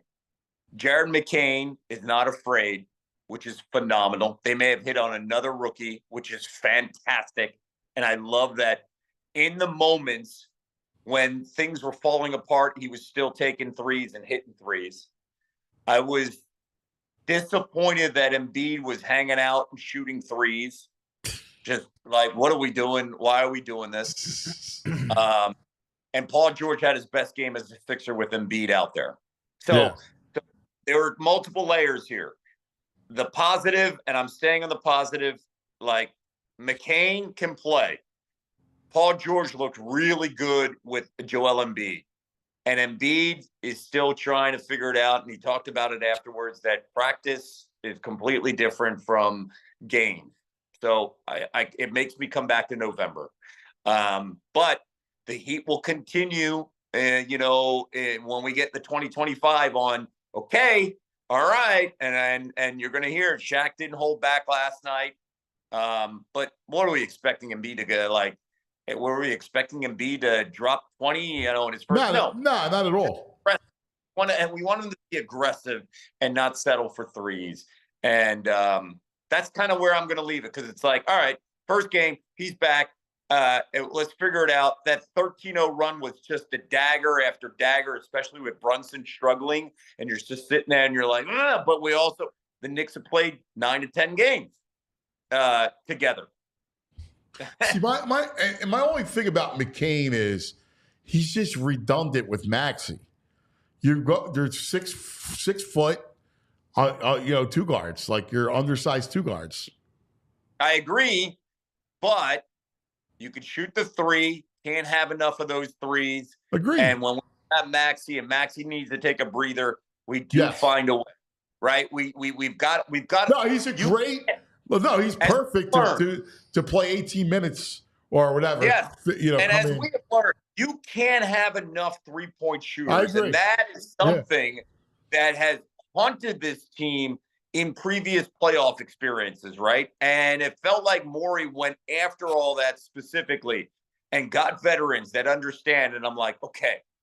And maybe this is me talking to myself, that it's November and just saying, give it some more time. Let's see where we're at starting January, February. I mean, you guys are 2 smart minds. The Cavaliers are 12-0 with 2 shorties playing guards and Mitchell and Garland. I mean, it's working so far for them. Maybe it could work here. I will say that, to VG's point, if the Sixers are off to a 12-0 start, the same story would be said as they are 2-8. Doesn't matter. Let's wait till the spring, right? Like we saw them get off to hot starts before. And just figure it out. We're lucky that the East is not that great. We're lucky that you got the window of the first 20 games is right there to figure this whole thing out. And then let's see where we're at in January. And that, let me tell you, that knee better be right, and the kid better be on the same page. Well, that's it. Like, I think we all had the same fatigue. Like, quite frankly, I just put him in a drawer until, February. Like, after football, I'll take him out of the drawer. Right now, like, they don't warrant anything but to be in a drawer. Like, all right, like, I same thing you say, right? All right, let's see. If he's healthy, I could see it. Like, I could see Paul George, Maxey, McCain off the bench, whatever, all the role players. I think they could do something. But I agree. Now it's just you can go and stay in the drawer until while I watch football. You know what I mean? Build the endurance now, right? Build the game endurance. Exactly. And then we'll figure it all out. Like, find your chemistry when Tyrese is there with all 3 of them, and learn. And then, hey, let's get a run here. And that's where we can judge them. I'm with you. What do you got on tap this weekend? Oh, man, like, obviously everybody's going to circle Indiana, right? Indiana, that's in 2 weeks. I've been looking forward to that game more than anything. Talking about Ohio State, Indiana. Yeah, I can't wait for it. But to that me, game got close, though. I was surprised that Michigan kept it close. Michigan played keep away, right? They kept everybody off the field that second half, and they just said we're going to grind out games. Like I think more than anything else this weekend is who can avoid an upset, and then of course what's going to happen with Georgia hosting the Volunteers. And VG is going to be a little nervous because Nico, I don't think is 100%, but I will give you hope. I will give you hope with the Tennessee Volunteers here. The Ole Miss line manhandled Georgia, that defensive front. And guess what? Tennessee's defensive front is as good or as better as that Ole Miss line. That is a strength in Athens, and it's going to play a pivotal role. I like it. I'm not letting that 10-point line intimidate me. It's all Vols this weekend. 10 points, that's disrespectful. That's because of Nico. The unknown about his availability. My brother, we love you. You're the greatest. You're the best. Give my love to the family, to my nephews. Yeah, my best to your boys. All right, brother. Talk to you soon. The great Kevin Negandhi. Best. He's the best. I love him. All right. Couple things. Shall we? It's that time. The time to sing. Oh. All right. Is it that time where you want to get involved here, cuz? I wish I knew these JP, songs. you know the songs or no? The minute we get some like Spanish cover bands in there, I got you, cuz. You know what? We need those to come to Parks. We need to have some Spanish cover bands come to Parks. All right, here we go. Here's the lineup. We tell you about Parks Casino, Street Road, Ben Salem all the time. It's the number one spot, all right, between all the entertainment of the sports book and the tables and the poker room, but nothing like the Excite Center. 1,500-seat arena inside Parks Casino. Best comedic acts, best musical acts. Here's the lineup. Pennsylvania's number one casino, Parks Casino. Tickets on sale right now. Actor Richard Kind, Curb Your Enthusiasm, January 24th. Hey, Larry. Whoa, Larry. Whoa, I like the whoa. He doesn't go well. He does. He doesn't go well. It's a great whoa. You should look up some of the lines, Gus. Give me some more lines. Yeah. Like, bear it up a little bit. February 8th, Jerry Cantrell from Alice in Chains. Here come to snuff the rooster. Oh, yeah. March 8th, magician Michael Carbonaro. Love the Carbonaro effect. March 21st, comedian Ron White. Solid. March 22nd, country star Lee Bryce Harper. There's a rumor going round about me and you staring up our little town last week or two. Lee Bryce. I always say Bryce Harper. His name's Lee Bryce. I get it. November, tomorrow. Ezra Ray Hart, the lead singers from Sugar Ray, better than Ezra Tonic, join together for an incredible night. Is this tomorrow? Yeah. All right. Looking around the house, hidden behind the window in the door, searching for signs of life, but there's nobody home. And it was Okay. They sing the whole All song. right, relax. Saturday night, Brett Michaels. I won't forget you, babe. I won't forget you. You don't know that one? Even though I could. That's an old one. That's on the debut album. I wasn't a big Brett Michaels fan. All right. Enjoy dinner and drinks Puts on a before good the show. show at Liberty Bell Gastropub, Parks Grill Steakhouse, Bamboo Noodle House, ParksCasino.com to buy tickets for all shows. Parks Casino, this is how you win. You got to be 21. If you have a gambling problem, please call 1-800-GAMBLER. We'll be there tonight. Let's talk about our friends over at C-Jam Construction. I know they're good followers and listeners of the show as well. It's a family-owned home remodeling company. They specialize in decks, bathrooms, and flooring.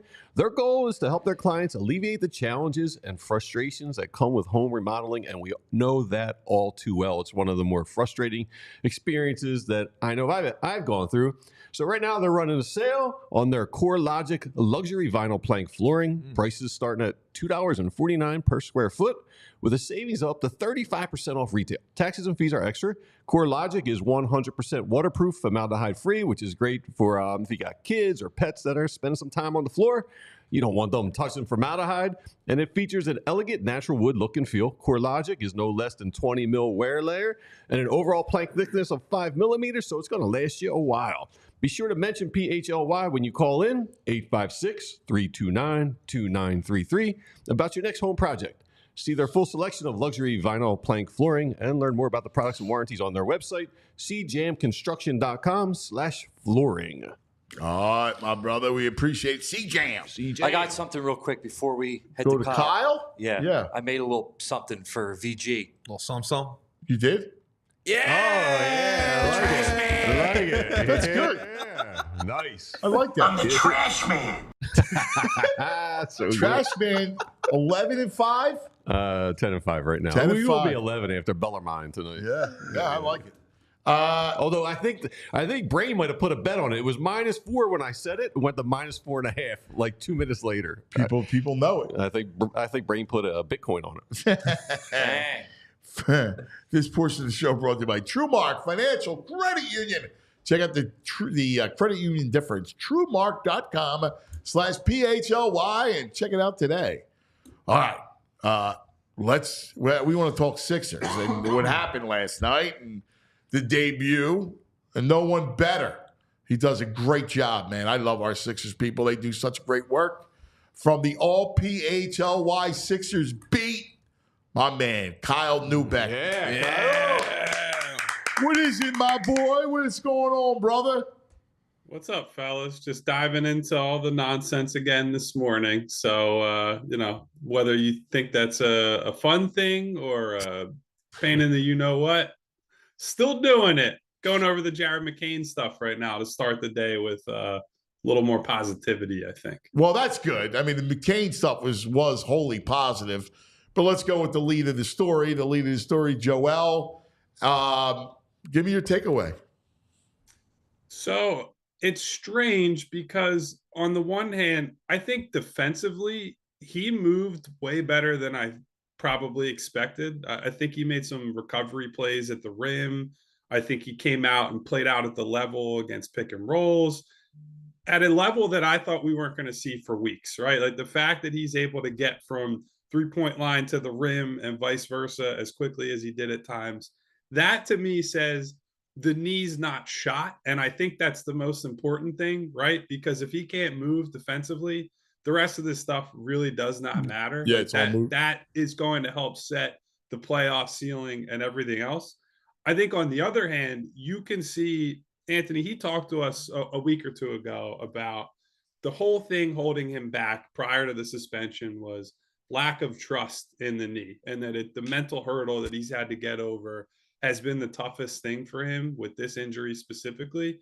And I think you saw that on offense a lot, right? Because those shots he likes to take from mid-range, operating at the elbows or even stepping out to the three-point line, part of the reason he's always able to get those off cleanly, draw so many fouls, and just get good looks at the rim is that teams are always sitting back and like, this guy might go by me, right? Like he might drive past me. He might stick a shoulder into my chest, and then I'm just flailing. I'm slapping down at the ball, or I'm getting blown through or blown past by this guy.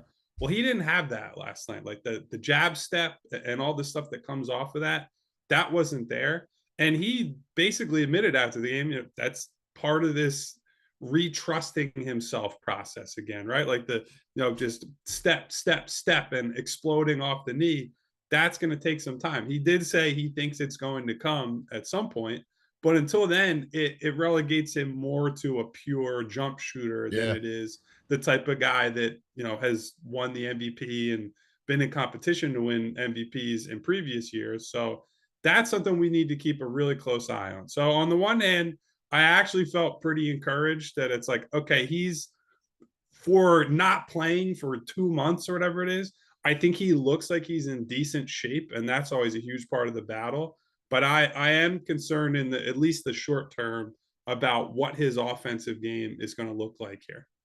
Yeah, and so Tim, he's not going to play, right? I mean, he talked about whether or not it's up to the medical people. Shocked, right? I'd be shocked if he plays. Yeah, So where is he at mentally with the whole thing? Because you know that he gets his feelings hurt, and then last night Shaq comes out and says, "Hey, look, for Joel Embiid to ever win a title, a championship, he's not going to do it until he gets his mind and his attitude right."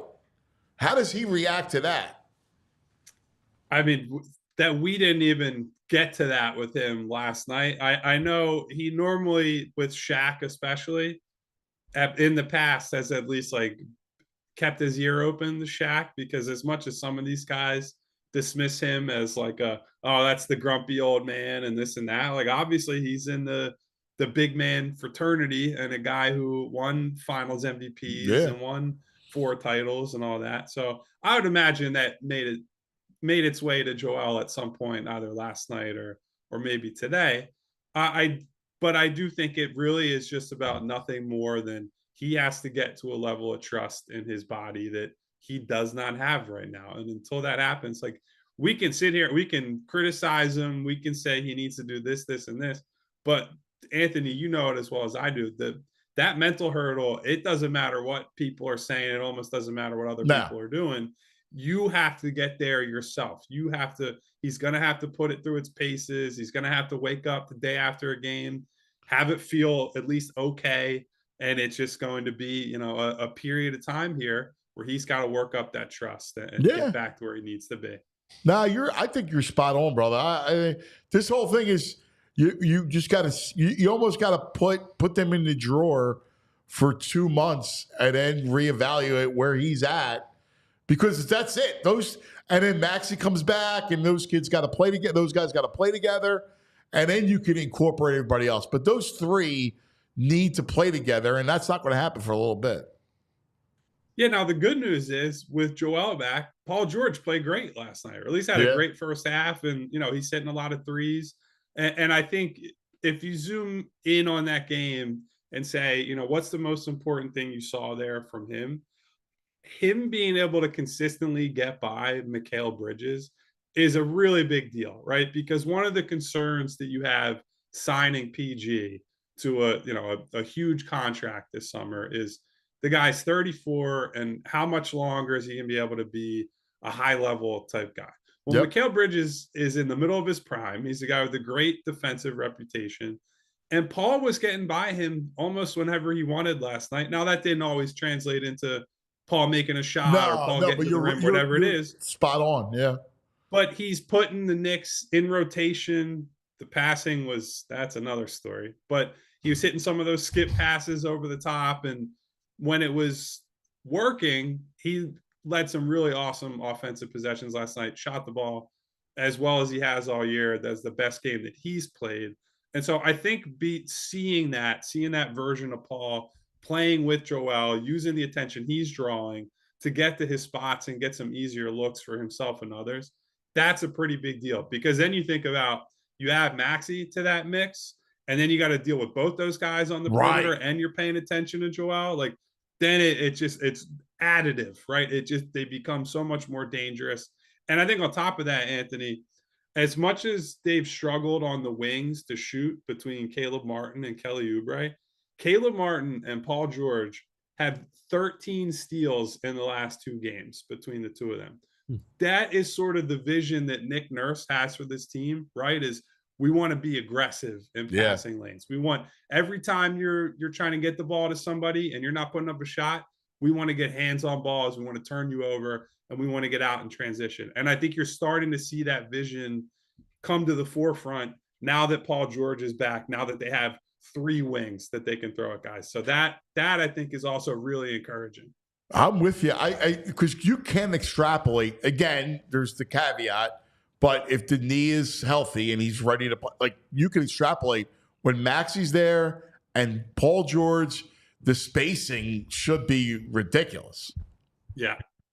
Yeah. So look, we don't have to put lipstick on a pig, right? They're 2-8, and it is what it is. Joel was not good enough last night, and offensively, they don't have a chance to get to where they want to go if they get the version of Joel Embiid we see out there right now. To your point, it's more about when we check back in a month, when we check back in 2 months, and as they start revving up and they get everybody back, where's Joel at? Where are these guys at? So, for me, I'm excited to watch all these guys, like the climb up the stairs and figure out, where do they get to? But for people who want this to be a finished product right now, it is not that.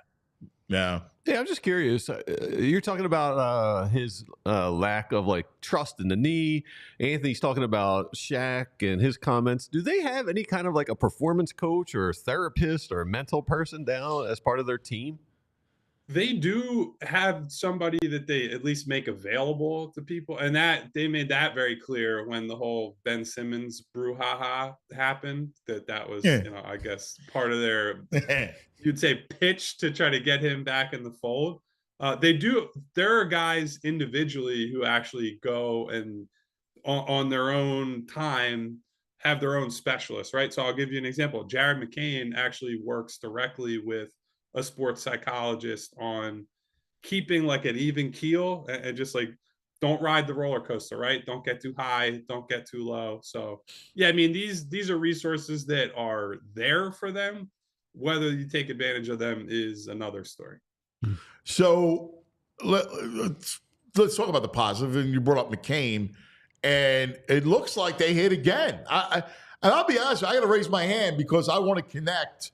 Because I wanted the wing, I wanted the length, and I thought it was a little redundant having McCain and Maxey on the same team, just for sheer how much you're going to play together. But the kid he's got a good stroke, man. The kid could shoot it. Yeah, and look, I was right with you on draft night. You watched our show. We were all like, I don't know why he didn't take Connect, and he was right there. He fell. He wasn't supposed to be there, blah, blah, blah. But I think some of what you're seeing with Jared on top of the skill is the work ethic and kind of the understanding of who he is as a player, right? He came in and immediately had an innate understanding. How do I use Joel Embiid to set myself up, right? Those dribble handoffs we saw him run with JJ Redick, Seth Curry, Maxey, he stepped right into that, and look, he's creating 5 feet of space on every single one of those, getting open looks, getting to the mid-range, getting to the rim at times.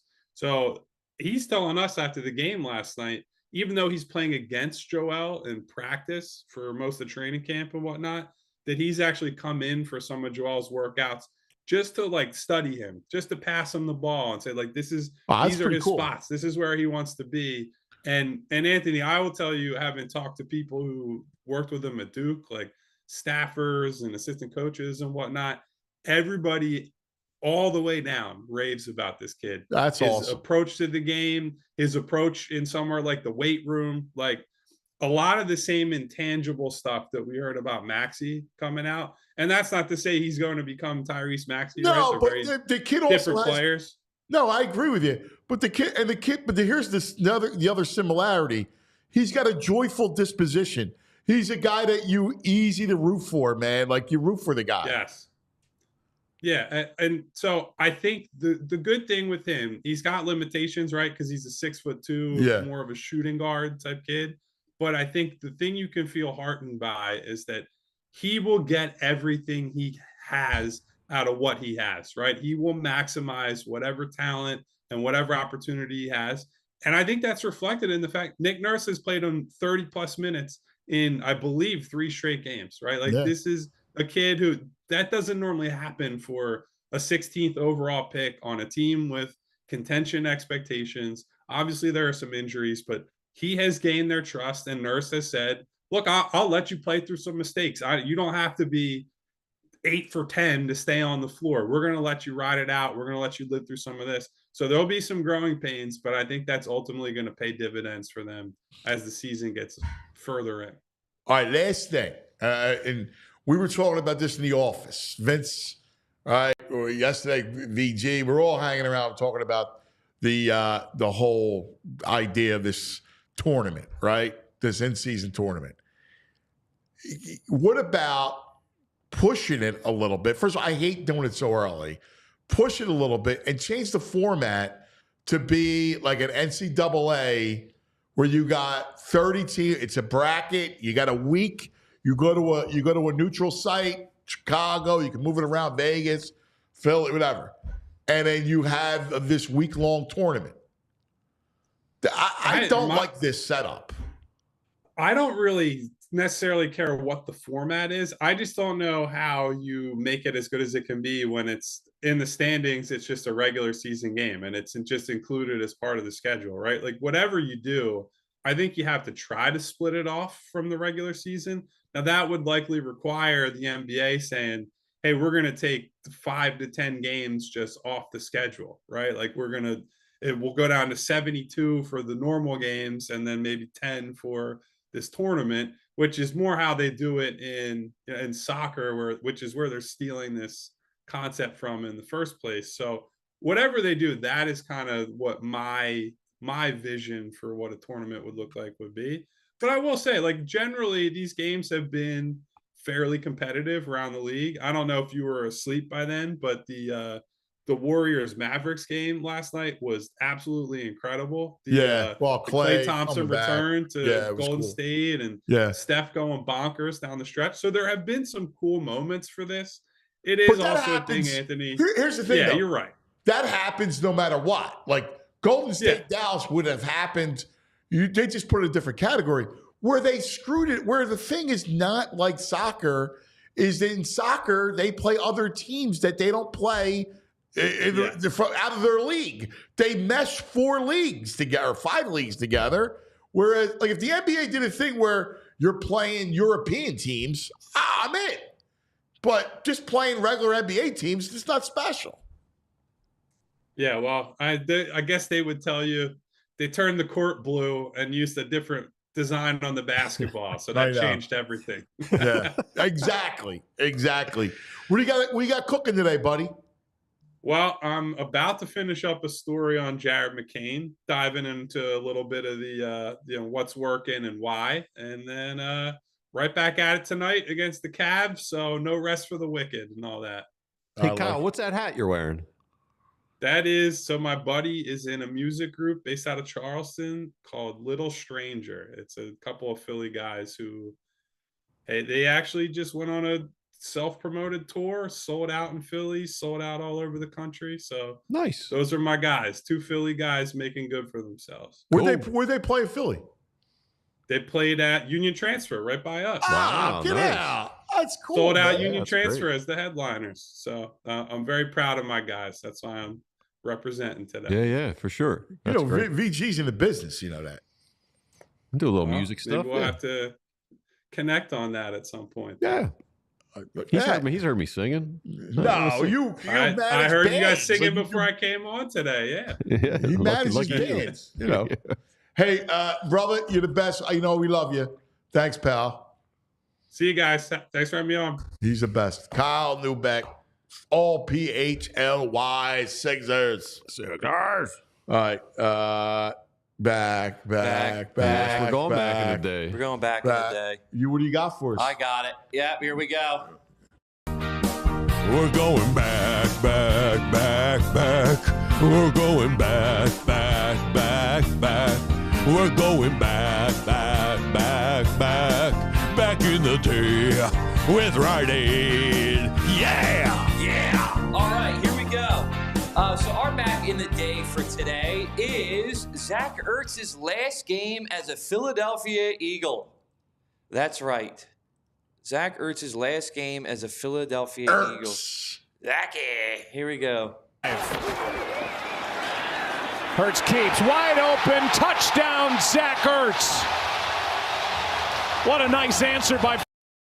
So the reason why is because tomorrow will be the first time Zach Ertz will be back in Philadelphia since 2021. Yeah, people love Zach. He got good hands. Yeah. Nice. He was too much of a sack of potatoes for me. Sack of potatoes? He was a Zach of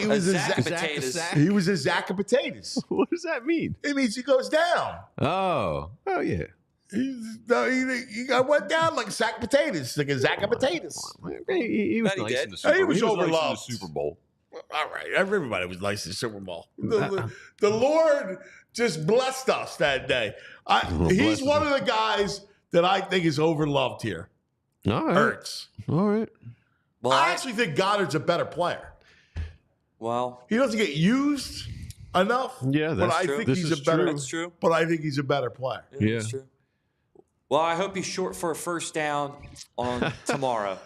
No yak Zach, because wherever he catches it, he Sack of potatoes. sits. He's Sack of potatoes. sack of potatoes. Zach of potatoes. I love that. Dude, tomorrow we're gonna get nuts, man. It's game day. Dude, I just found a bar in Florida in Delray Beach called Hurricane. It's an Eagles bar. Yes. When are you leaving? I fly out at 4. I arrive like 6 Tomorrow? Yeah, Look at that. I was going to go to that bar when I was down there for when the Eagles were in the playoffs 2 years ago. They got like a it's bald eagle on the front of the bar. Huge, No, really? huge Yeah. Eagles Oh, bar. that's Have to let me awesome. know how it is. Yeah, that's Yeah. cool, man. All right. Hey. I like it. Can I show you one nug? Yes. All right. Austin P. They killed my bet the other night against Chattanooga. They got a guy named Hansel Emmanuel. He's playing with one arm. Yes, I saw it. It's unbelievable. Unbelievable what he does with one arm. He's shooting like God bless him. 85% from the field. He only scores like 6 points a game, but he's Yeah. getting 5 rebounds a game.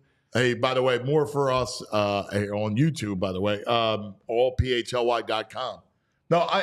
No, you're right. Let me see it. You have it? Dude, this is He's amazing. God bless him. Yeah.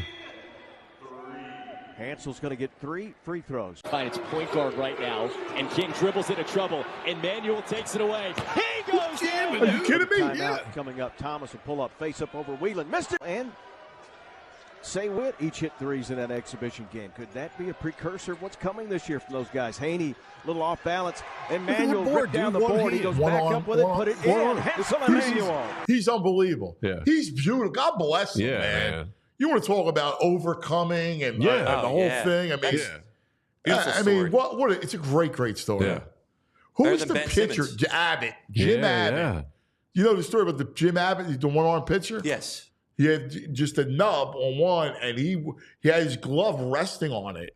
God bless. I love stories like that. Yeah, man. I Totally. mean, true human, overcoming adversity. I Hell mean, yeah. It's awesome. All right, that's going to do it for us. We're going to get nuts tomorrow, man. All right? Nuts. Let's get nuts. Go Birds. That's right. Everybody have a great day. We love you. See you in the morning. We all silly like the mayor.